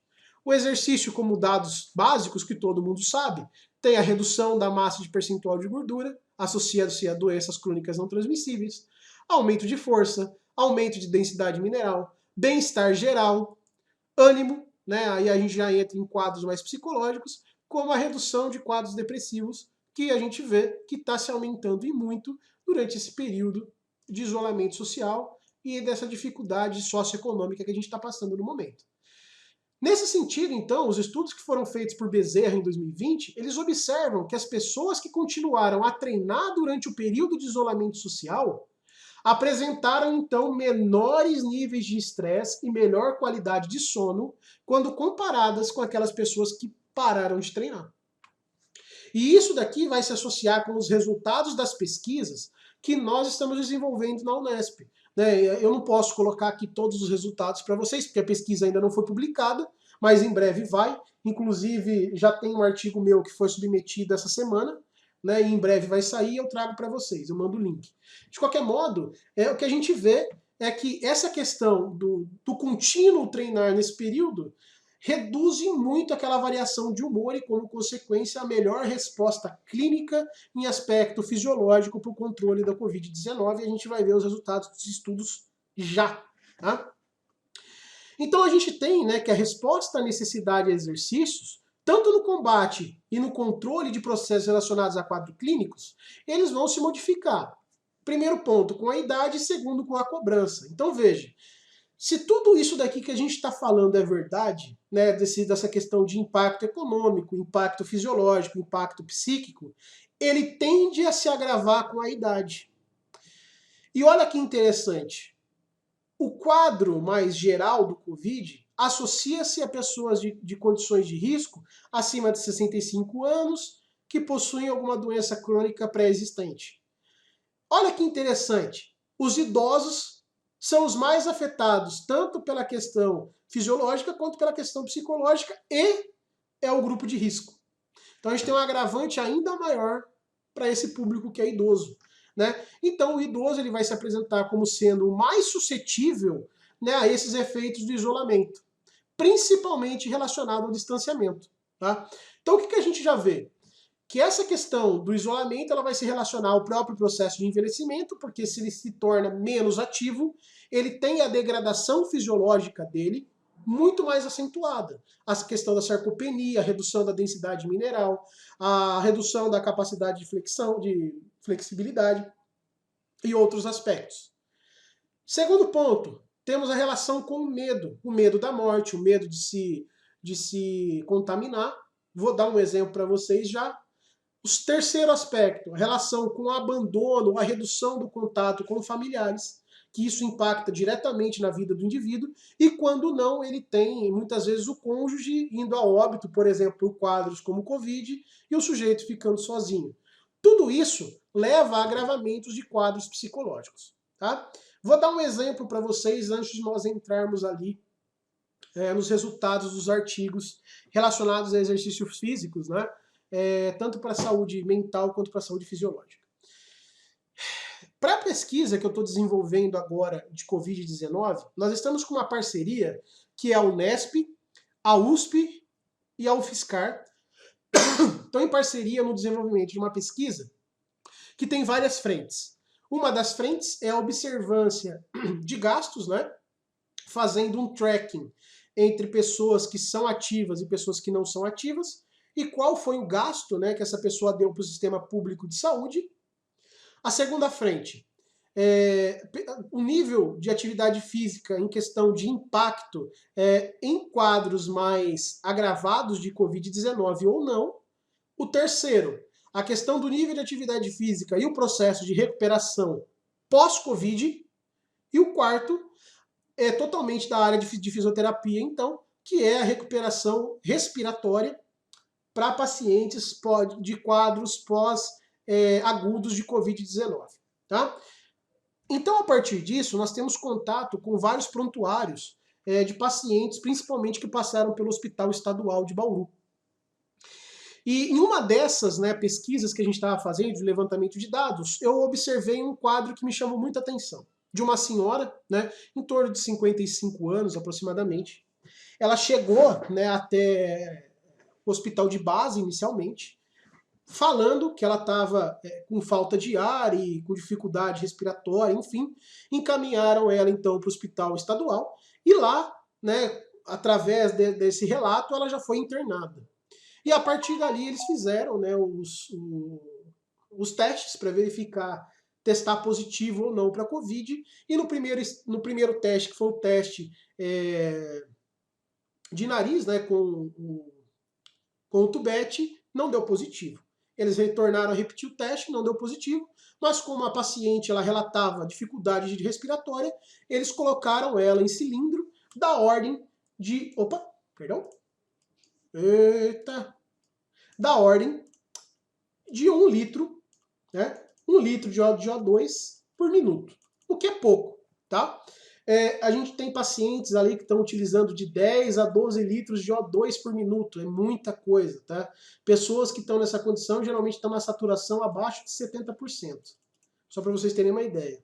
E a gente tem visto alguns estudos que estão tentando relacionar o uso exacerbado dessa quantidade de oxigênio com condições posteriores ao tratamento, como problemas respiratórios posteriores ao Covid. Enfim, isso é discussão para outro momento, porque não temos dados ainda significantes. De qualquer modo, ela foi colocada, então, no oxigênio e ela ficou internada no estadual de um dia para o outro. No segundo dia, eles já tinham o resultado de exame de sangue e o exame de mucosa dessa paciente e foi contestado negativo. Por fim, na passagem da psicóloga pelo leito, a mulher ela relata que ela teve 2 vizinhos ao lado, né, que um veio a óbito por Covid, o outro ficou internado por 20 dias e estava em um estágio que poderia vir a óbito também.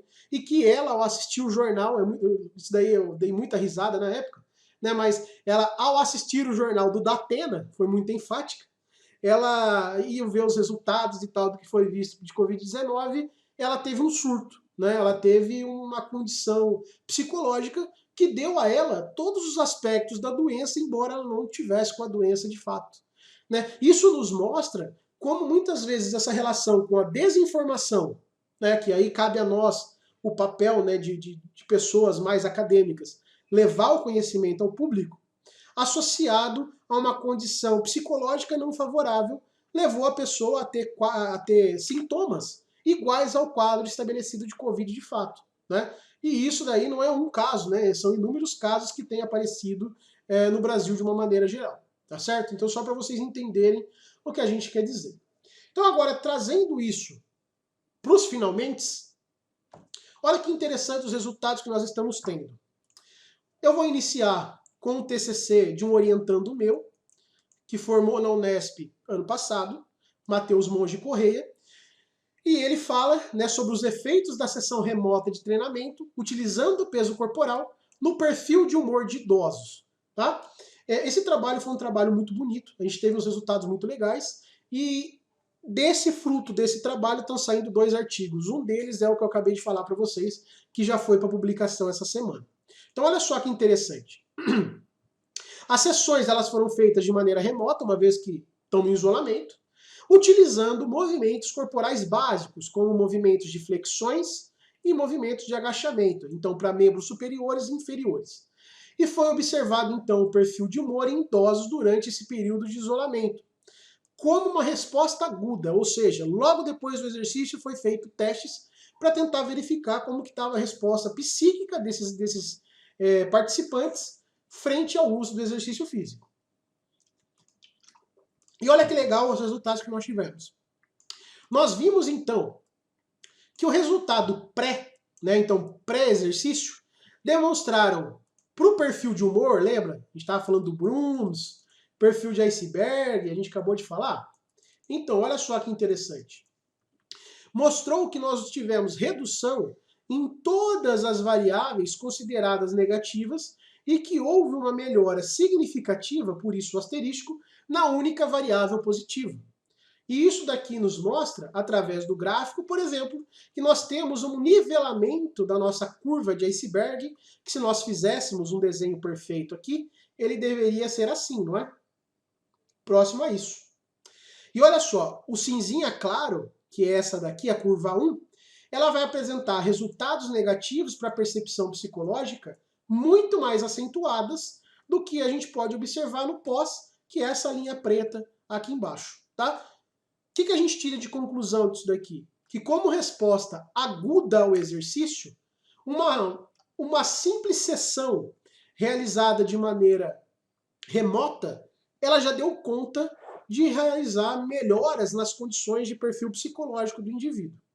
O que a gente tem aqui, então? Que, atrelado a isso, nós temos como consequência uma melhora na qualidade de vida do sujeito, e se a gente pegar o conceito de saúde da OMS, a gente tem que o indivíduo se tornou de fato mais saudável. Olha que legal. Além disso, vamos aos artigos de maior impacto, de maior relevância agora. Olhem esse artigo aqui. Esse artigo ele foi feito aqui no Brasil também. Olha que sacada interessante. Por que eu falo sobre a importância, né, da produção acadêmica, principalmente em território nacional, por exemplo?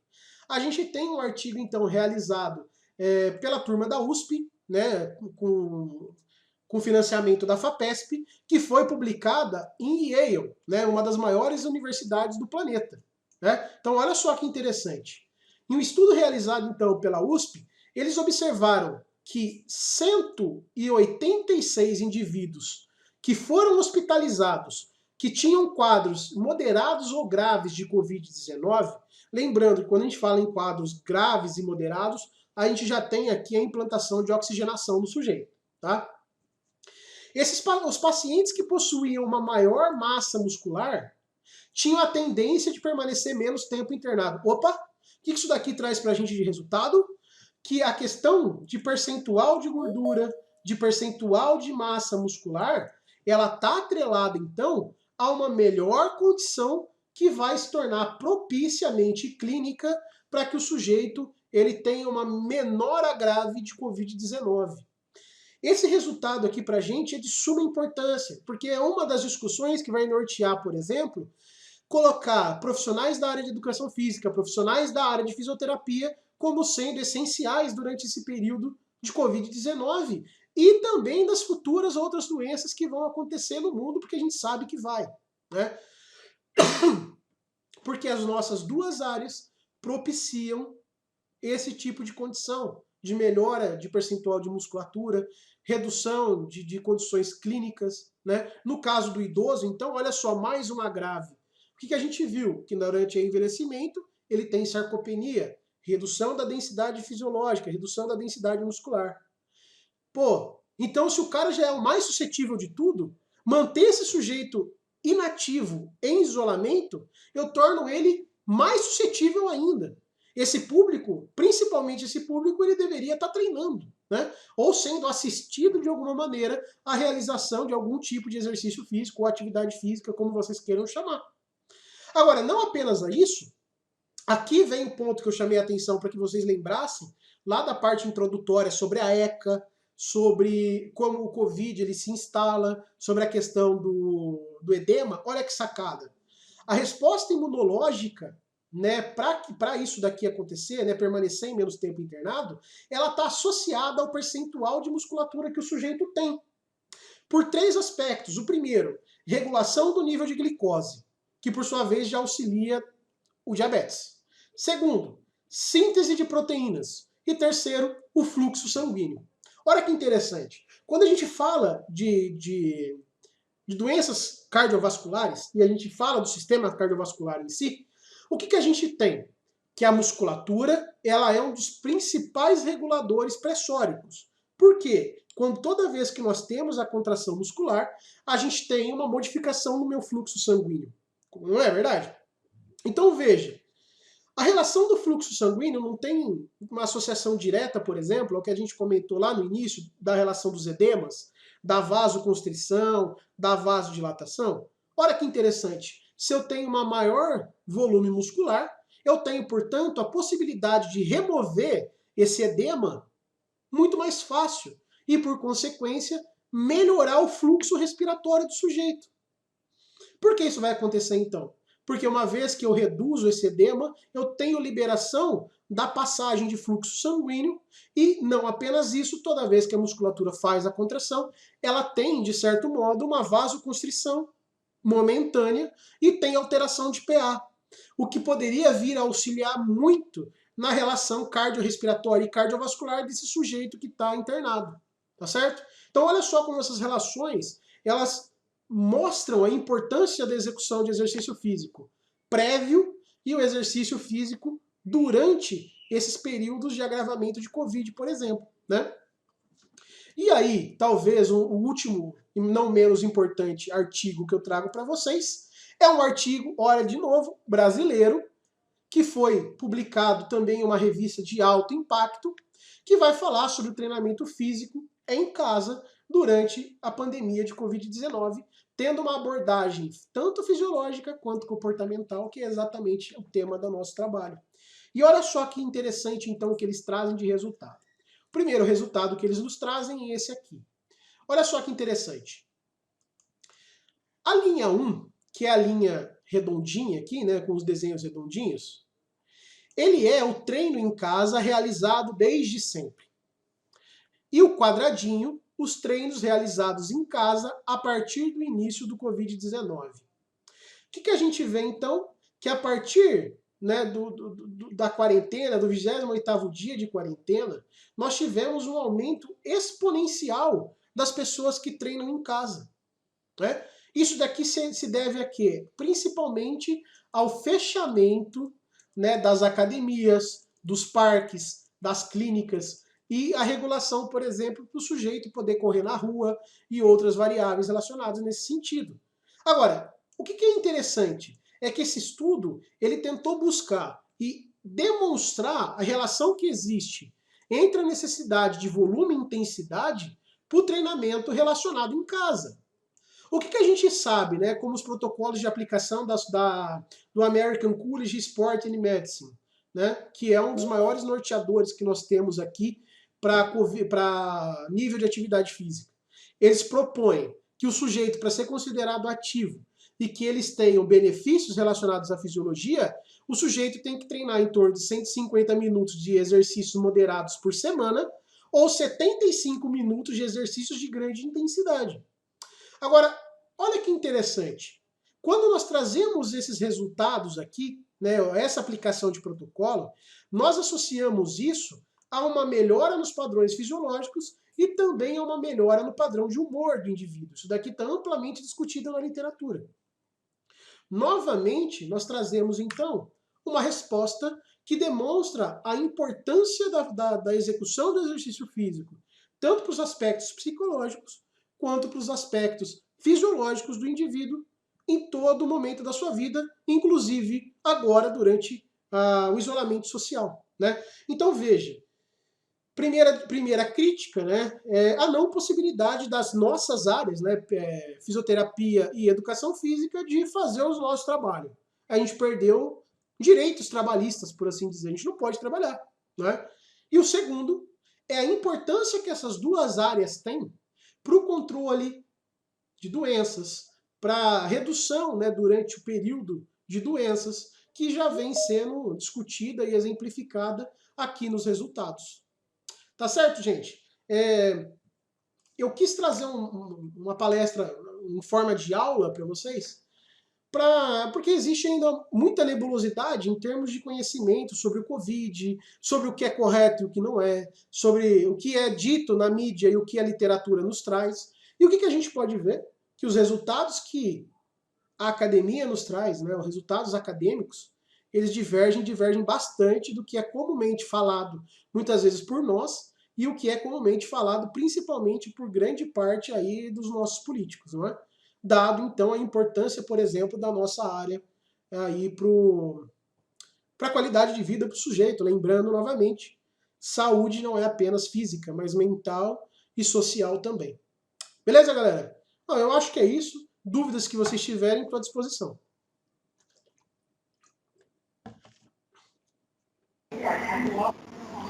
Pessoal, se alguém tiver alguma dúvida, é só levantar a mãozinha e perguntar.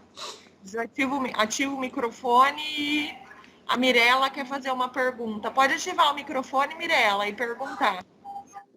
Oi, dá para me ouvir? Vai lá, Mi, manda bala. Professor, já que a gente tem essas duas áreas tão importantes que vai ajudar nessa situação, por que não, o governo em si não deu essa, como posso dizer, não colocou a gente como uma não deu prioridade? Esse apoio, né? Na verdade, Mi, isso é uma discussão bem complexa, porque ela envolve muito o âmbito político, né? Um dos palestrantes que nós vamos ter, que justamente amanhã, é o professor Bill, né? O professor Bill, inclusive, é vereador aqui no município de Jaú, né? E ele tem brigado muito, né, na Câmara para reconhecimento, por exemplo, da nossa profissão. O cara tem feito um trabalho brilhante.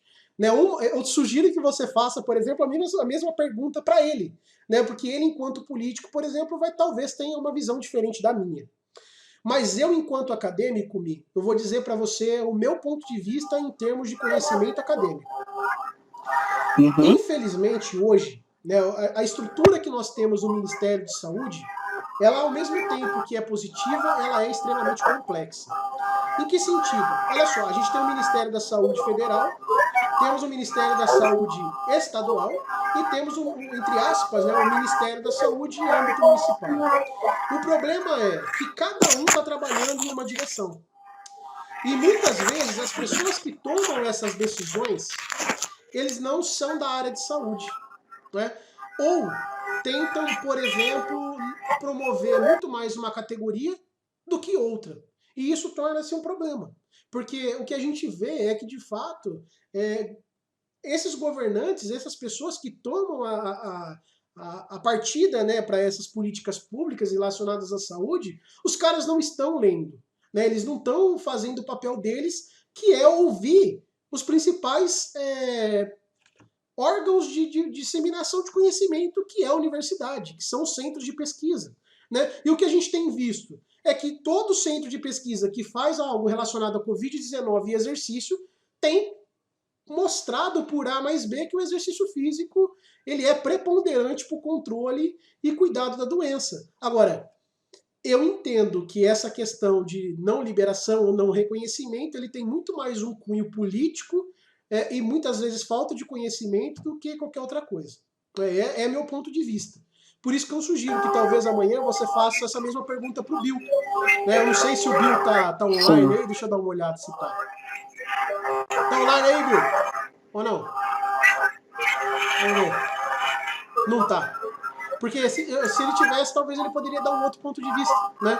É o ponto de vista de uma pessoa que está relacionada à legislação. Não sei.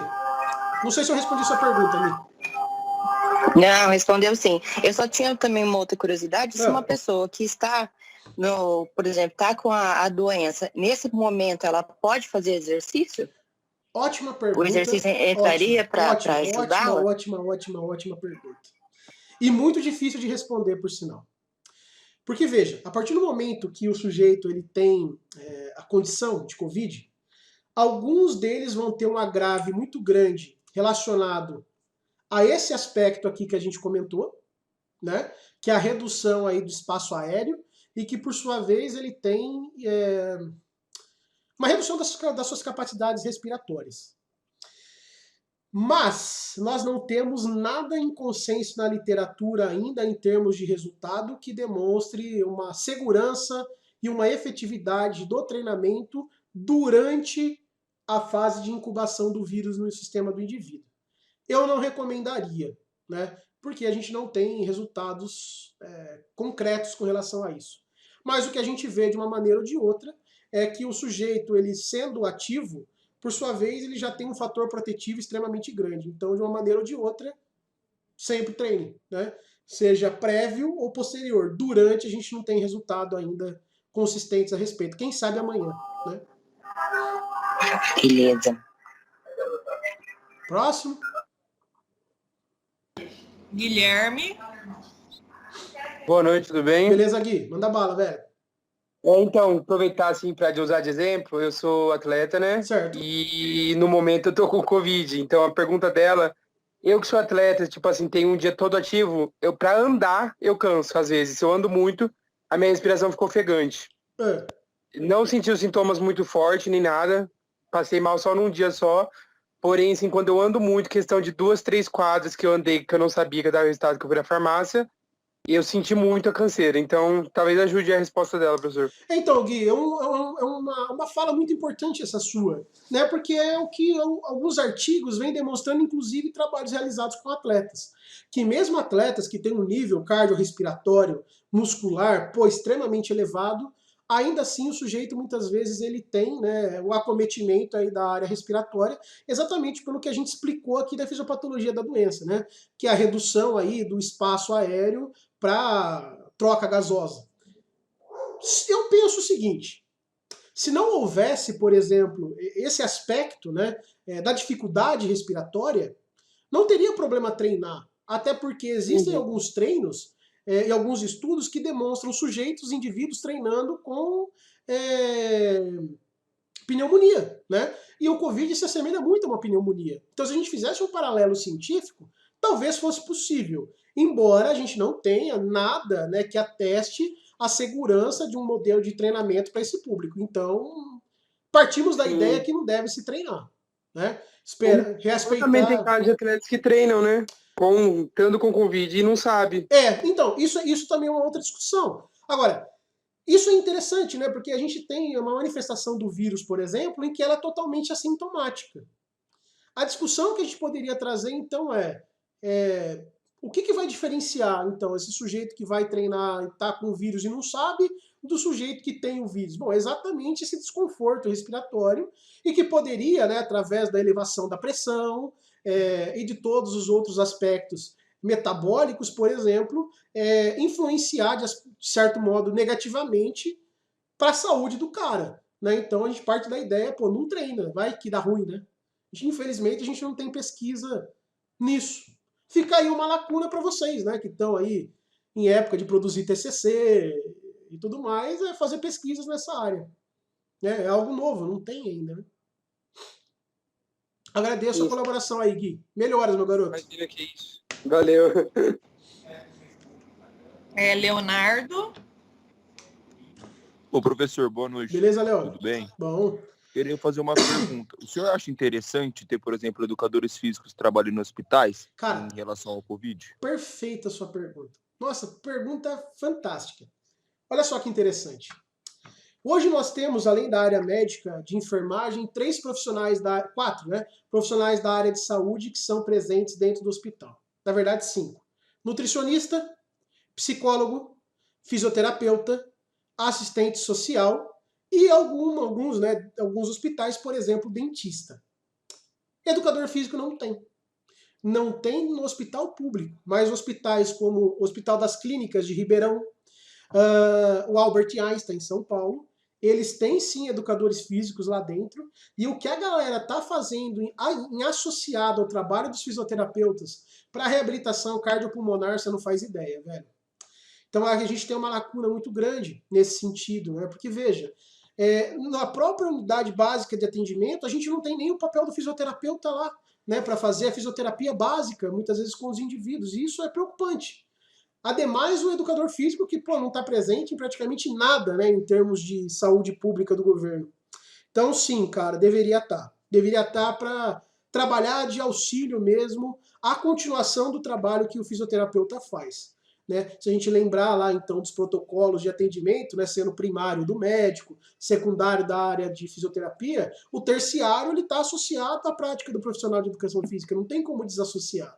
E a gente não ter, por exemplo, um profissional desse dentro do hospital, a gente poderia dizer que nós estamos limitando o tratamento desse indivíduo a posteriori, né? Porque mesmo que ele seja restabelecido do Covid, ele tenha o atendimento para uma reabilitação respiratória pelo fisioterapeuta, infelizmente a gente sabe que no Brasil ele não vai ser assistido por muito tempo. E aí depois, quem cuida desse cara? Né? Qual será que vai ser o resultado a longo prazo de tudo isso? A gente não tem como determinar. Agora, a partir do momento que a gente passa a, entre aspas, observar situações clínicas, como, por exemplo, uma reabilitação cardiovascular por conta de um infarto, de um transplante cardíaco, e a gente tem essa equipe multidisciplinar de fato focada, a gente vê que quando há continuidade do tratamento, o cara volta a ser atleta, por exemplo. É óbvio, demanda tempo, mas ele não tem nenhum agrave. A discussão acho que ficaria mais ou menos nesse sentido mesmo, Léo.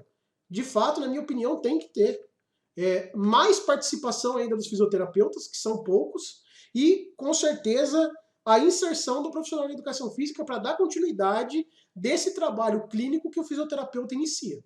É a minha opinião. Não sei se os colegas aí, principalmente fisioterapeutas, concordam, mas é meu ponto de vista. Não sei se respondi a sua pergunta. Certinho, muito obrigado, professor. Que isso, meu querido. Valeu, sim. Nier, não sei pronunciar. Guilherme. Vai, meu filho, manda bala. Boa noite, pessoal, tudo bem? Professor, então, na verdade, a minha pergunta ela já foi esclarecida aí, mas eu queria deixar uma reflexão, na verdade não é reflexão, um comentário rápido, né? Em relação à questão da doença e como a política atrapalhou o processo de cura dessa doença, ou o trabalho que nós mesmos da área de educação física e a medicina deveria estar fazendo, né? Hoje a política se envolveu nessa doença aí e prejudicou bastante, tanto o mundo inteiro, na verdade, não vou considerar o mundo, principalmente o Brasil. Mas, de fato, a educação física ela é muito importante em prevenção contra o Covid, Inclusive, eu tenho bastante atletas de boxe aqui que já pegou o Covid, não teve tanto problemas e de 15 dias no máximo já estava treinando e a recuperação deles, o tempo que eles ficou de quarentena, não atrapalhou neles no retorno com o boxe. Então, não só o boxe, qualquer atividade física eu acho que é essencial.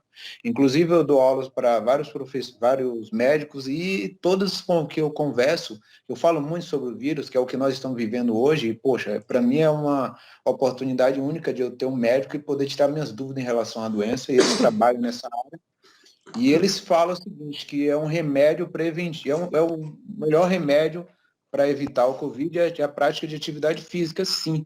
Se as pessoas soubessem o quanto isso é importante, nunca parava de praticar atividade física. Então, eu vejo que isso é algo extremamente importante.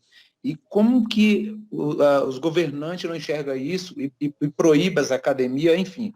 Isso fica uma reflexão na gente e causa para mim, isso me deixa muito chateado. E o senhor trabalha nessa área, tem academia, eu sei que muitos aqui trabalham e para a gente está sendo difícil. O que podemos fazer para colocar na cabeça desses políticos e ele entender que realmente nós podemos ajudar com esse vírus? Então, Ni, pegando a sua fala, eu acho interessante a gente pontuar que não apenas para o Covid, né? Porque a gente tem visto na literatura científica que para todo tipo de patologia, o exercício físico ele é preponderante como tanto para tratamento quanto primariamente para prevenção, né? Agora, se a gente pegar o histórico, Ni, relacionado à própria produção da saúde pública no Brasil, iniciando lá de 1500, por exemplo, o Brasil só vai passar a ter, de fato, uma estruturação de políticas públicas relacionadas à saúde com o governo de Getúlio Vargas em 1930, cara. Então a gente está falando de uma área de saúde que era totalmente recente.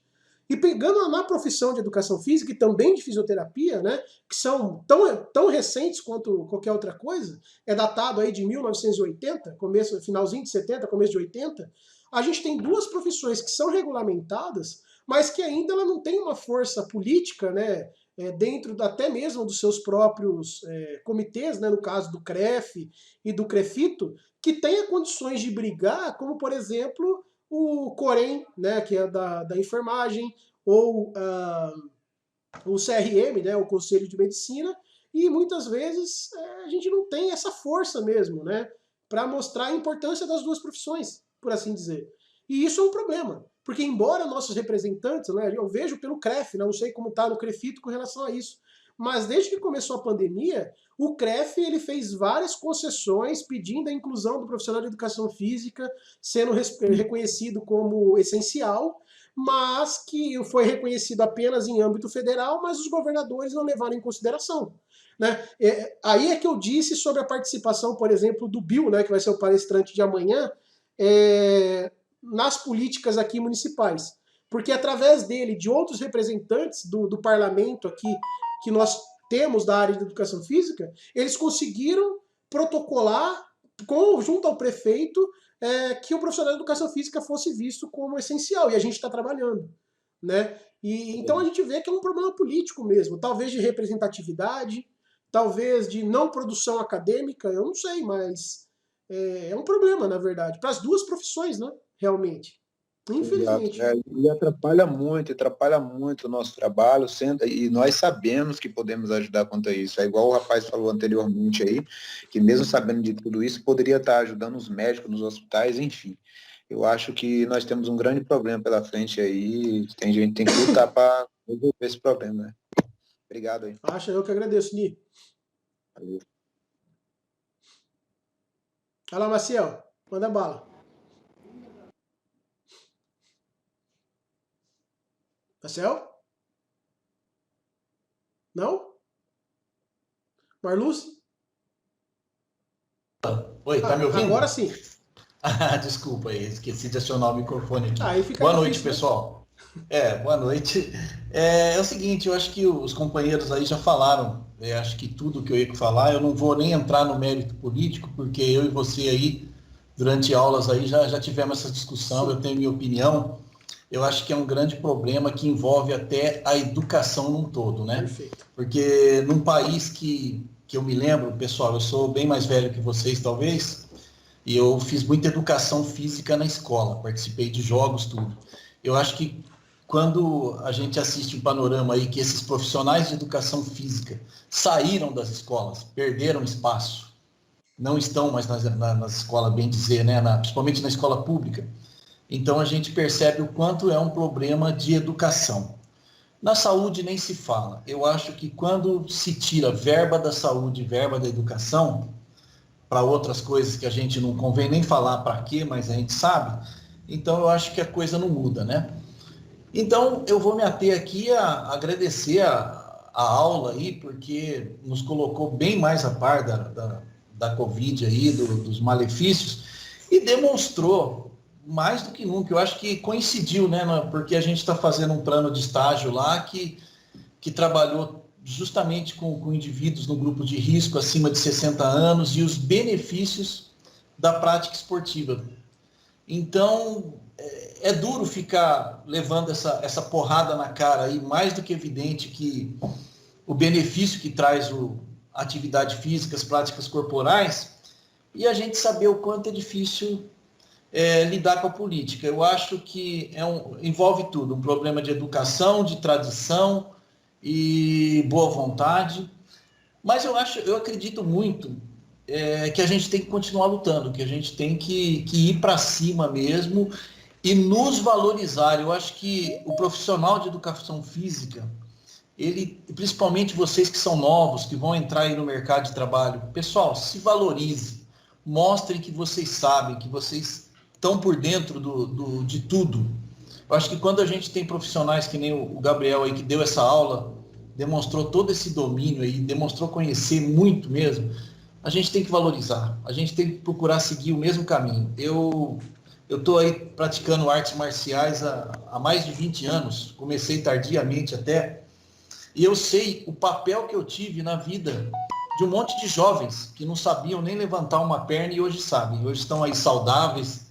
Tirei muito jovem da frente da televisão, do videogame, assim como o Nier também aí, eu acredito que vários de vocês, né? Então vamos continuar insistindo, vamos bater nessa tecla, vamos para cima de políticos se for necessário, mas vamos fazer valer a nossa profissão. Mas tá? sempre pautado em ciência, né? Nunca pautado em ciência, achismo, porque aí dá ruim. Não, é isso que eu falei, vamos nos valorizar. Marcelo, agora você me lembrou de uma coisa que eu tenho que me corrigir. Perguntaram ainda há pouco sobre praticar exercício físico estando com Covid, né? Uhum. Lembrem, para quem estava presente na palestra anterior, ou para quem é aluno meu, que eu já falei inúmeras vezes do papel, por exemplo,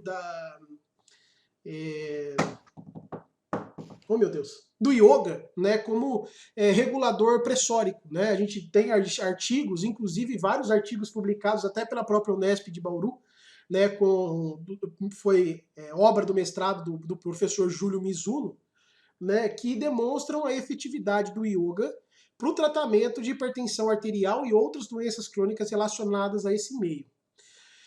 Você, né, como lutador e também praticante de artes marciais mais tida como orientais, né, tem a prática de respiração e tal. Uma coisa que talvez a gente poderia considerar é que essa questão dos pranayamas, né, das posturas respiratórias, talvez elas tenham um impacto muito positivo aí para o sujeito que está em condições de Covid, né? Porque a ideia é que o sujeito ele se coloque em posições que facilitem a respiração. E, de certo modo, isso daí ele tem uma interação neuromuscular e toda a alteração fisiológica que talvez ela seja benéfica. Né? Tá aí uma coisa que talvez ninguém tenha pensado em pesquisar. Mas e são milhares de anos. No meu caso lá, a gente tem as práticas de Qigong, que chama. São práticas respiratórias, tanto no Tai Chi quanto no Kung Fu. E realmente, desde o primeiro dia que a gente pisa numa academia de artes marciais chinesas, que são várias, né? Então a gente fala Kung Fu, mas são várias. O Tai Chi, Soi Jiao, um monte. Desde o primeiro dia que a gente pisa numa escola de Kung Fu, a primeira coisa que a gente aprende é respirar corretamente. Depois a gente vai evoluindo para essas práticas. Aliás, nos níveis mais avançados, a gente tem que demonstrar mesmo o domínio da respiração, tá? Então, eu acho que são milhares de anos essas práticas de yoga, essas práticas orientais. E, infelizmente, o Ocidente conhece a história do Ocidente, né? A gente sabe disso.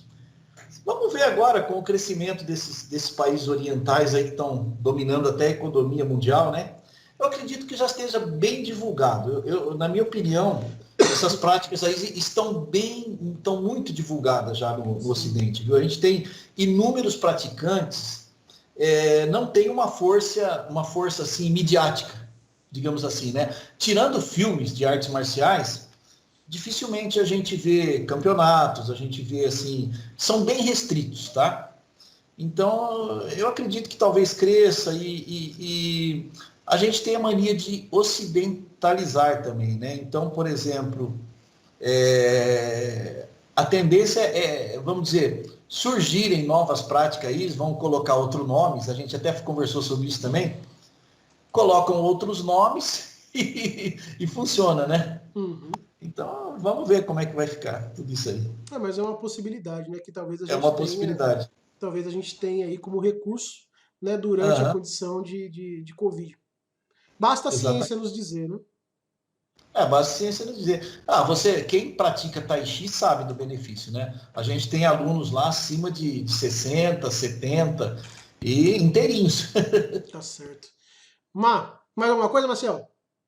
Não, só isso. Fechou, só agradecer a aula mesmo, que foi muito top. Show. Marluce, manda bala. Oi, professor. Bom? Primeiramente, para falar que sua aula foi muito boa, bem esclarecedor. Só uma parte que eu não entendi muito bem, que tu tinha explicado sobre a parte de idosos com a parte mais graves de fazer exercício. Vamos lá. Eles não pioram. Olha só, o processo de envelhecimento. O processo de envelhecimento, ele traz consigo inúmeros malefícios, né? Como a redução de massa muscular, redução de densidade mineral óssea e tudo mais. Isso daqui é idade, né? Vai chegar para todo mundo, vai chegar. Agora, o que a literatura nos mostra? Que o exercício físico, ele consegue retardar essas condições, simultaneamente melhorando essas capacidades. Tá? Então, a prática de exercício físico, preponderantemente ainda na velhice, né, no idoso, ele tem como um papel protetivo todo tipo de doença crônica, né, doença neural e também metabólica que pode vir a acometer esse sujeito com uma maior brevidade. Né? Então, qual é a ideia? Digamos que esse sujeito vá se tornar hipertenso ou diabético de qualquer modo porque, sei lá, Deus quis assim, ou porque é o destino, ou porque sim, né? Vai de como vocês enxergam a coisa. Digamos que ele se torne, então, hipertenso aos 50 anos, aos 60. A ideia é que se esse sujeito fosse ativo, principalmente durante a vida toda, talvez ele não se tornasse diabético ou hipertenso aos 50, aos 60, mas fosse se tornar diabético ou hipertenso talvez lá para os 70, 80. O que a gente garantiria para ele é uma melhor condição de qualidade de vida e uma vida sem doenças crônicas, por exemplo. Né? A ideia para o Covid-19 aqui é a mesma ideia, a mesma lógica. Se a gente parte da ideia que os idosos eles são os mais suscetíveis a ter essas condições, né, relacionadas ao Covid, e a gente priva esse público de treinar, haja visto todos os benefícios que a gente tem discutido aí e visto sobre os benefícios do exercício, a gente está promovendo ainda mais a suscetibilidade desse público para condições como o Covid. Entende? Então, pode falar. Não falo. Então, é nesse sentido que eu falo, é necessário que esse público treine, nem que seja de maneira remota. Porque se para o jovem é importante que ele treine para o combate do Covid, para o idoso ainda mais. Tá? Certo? Mas não piora na respiração, essas coisas? Não, o efeito é completamente diferente. Todos os benefícios que o jovem tem com o exercício, o idoso também tem. É claro, guardado suas devidas proporções, o que a gente espera é que esse idoso tenha melhor assim a sua capacidade respiratória. Pô, a gente tem idoso de 60, 70 anos que corre maratona, velho. O que diferencia ele do jovem? É só a idade, mas a questão cardiorrespiratória talvez desse idoso seja tão bom quanto de todo mundo que está na chamada. Entende? Não só cardiorrespiratório, né? Mas o cardiovascular também Isso, seria, né? cardiovascular e todos os outros aspectos, como força, flexibilidade e assim por diante. Então, o idoso ele tem que treinar sim, né? Tem que treinar. Pode ficar sem treinar. Manda bala. Não, fala só idoso. Pode falar. Não fala só idoso, falando em público geral, Sim, entendeu? isso. Por isso que eu Não, perguntei em isso. público geral, Mal, que a ideia é a mesma para todos, tá? Entendi. Beleza? Beleza, obrigado. Acha? Vitor ou Mi, quem levantou primeiro a mão? Eu não vi, Lari. Foi o Vitor. Então vai, Vitor, manda bala. Professor, só tirando uma dúvida. É. Então, a prática de exercício físico, tipo, ela ajuda, tipo, a aumentar a imunidade da pessoa e a pessoa, tipo, tem menos risco de acabar pegando? Não Covid? apenas a imunidade ela é melhorada, mas a gente tem que entender que mesmo que ela pegue, por ela ter uma condição respiratória, cardiometabólica muito melhor, talvez ela não sinta como as pessoas que não treinam sentiriam, porque ela tem uma condição fisiológica muito mais favorável ao controle pelo processo da doença. Isso serve para tudo, tá? Desde uma gripe, por exemplo. Então, pessoas que treinam e pegam a gripe têm quadros agravados muito menores do que pessoas que não treinam, né? E se a gente for falar, então, em comparação de pessoas treinadas e obesos, por exemplo, aí a diferença é gritante. Entendi. Então a recuperação seria mais rápida. Bem mais rápida. Haja vista o colega aí, que é atleta, né? Um dia apenas de dificuldade, e tem gente que fica internada há quase um mês. Né? Então, a gente vê aí a questão da maturidade fisiológica do indivíduo. Né? De novo, o exercício físico como sendo o principal agente aí para controle de tudo, né? E prevenção também. Entendi. Beleza? Valeu, senhor. Nada, Vitão. Diga-me. Professor, não sei falar ainda assim cientificamente, mas pelo que eu entendi, uma parte da demonstração é que quando tem a contração muscular, ela dá aquela liberação de, não sei se era de sangue ou de oxigênio, é isso? Vamos fazer um modelo de pensamento anatômico agora. Imagina você de pé, certo? O seu sangue está saindo do seu coração, né? Rico em oxigênio e vai para todo o corpo. É óbvio que para baixo é fácil porque você tem a ação da gravidade, não tem? Sim. Agora, esse sangue que vai, ele tem que voltar. Como que esse sangue ele vence a gravidade, por exemplo? Pensa, o sangue que foi lá para os seus pés ou para as suas pernas, como que ele volta para o seu sistema cardíaco? Muito simples. A gente tem a ação da contração da musculatura e tem a ação da contração da própria artéria ou do próprio tecido liso ali que é responsável pelo tecido da veia, né? Da artéria e dos vasos. Então o que acontece é que quanto mais treinado e mais volume muscular esse sujeito tem, maior é o fluxo sanguíneo que ele consegue desenvolver. Entende? Uhum. E se ele consegue desenvolver, então, maior fluxo sanguíneo, isso também vai se associar a uma maior... Quer ver? Deixa eu mostrar para você aqui.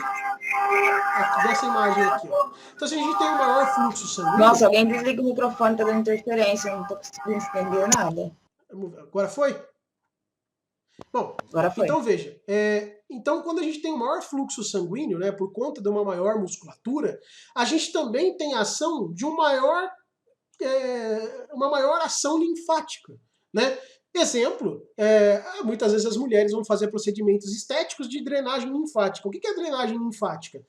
É fazer movimentações que propiciem que todo esse líquido que está acumulado aqui de maneira de edema, ele entre nos seus canais, né, nos seus capilares linfáticos e sejam reintroduzidos para dentro do sistema e tire esse líquido que está em excesso dos tecidos. Né? Então, quando mais musculatura você tem, propicia não apenas um maior fluxo, como também uma maior extração por pressão hidrostática e osmótica que vai ocorrer ali durante a contração muscular e, como consequência, você tem a retirada desse edema, o que possibilitaria, por exemplo, uma melhora na condição respiratória do sujeito que está em síndrome aguda, né? Seja Covid, SARS, qualquer um, ou H1N1, por exemplo.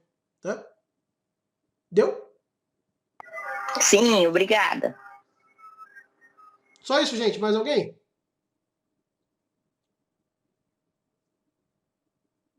Bom, Lari, é contigo então. Bom, pessoal, já que ninguém tem mais nenhuma pergunta, eu queria agradecer a presença de todos, agradecer o professor Gabriel pela excelente aula. Muito obrigada. E amanhã estaremos aí, né, com mais uma palestra. Aguardo a todos aí, principalmente os alunos da Educação Física. E é isso. Vamos encerrar por aqui. Tem alguma coisa para falar, Gabriel? Não, acho que é apenas isso mesmo, Lari. Só agradecer aí ao pessoal que, né, que nos assistiu. Pô, hoje a gente bateu recorde, né, na aula. Quase 80 pessoas, né? Agradecer aos alunos da minha turma da Unesp também, que estão aí perdido no meio da galera. Valeu aí pela receptividade. E a você pela oportunidade de deixar eu falar. Quase não gosto, né? Eu que agradeço. É sempre bom ouvir você falar e é muito legal. Obrigada, Gabriel. Obrigada a todos. Eu que agradeço. E uma boa noite a todos. Boa noite, gente. Bom final de semana. Para quem eu não vejo, para quem for amanhã, aproveitem e anotem essas pesquisas, essas dúvidas que vocês têm relacionadas à política e solta no cara amanhã, hein?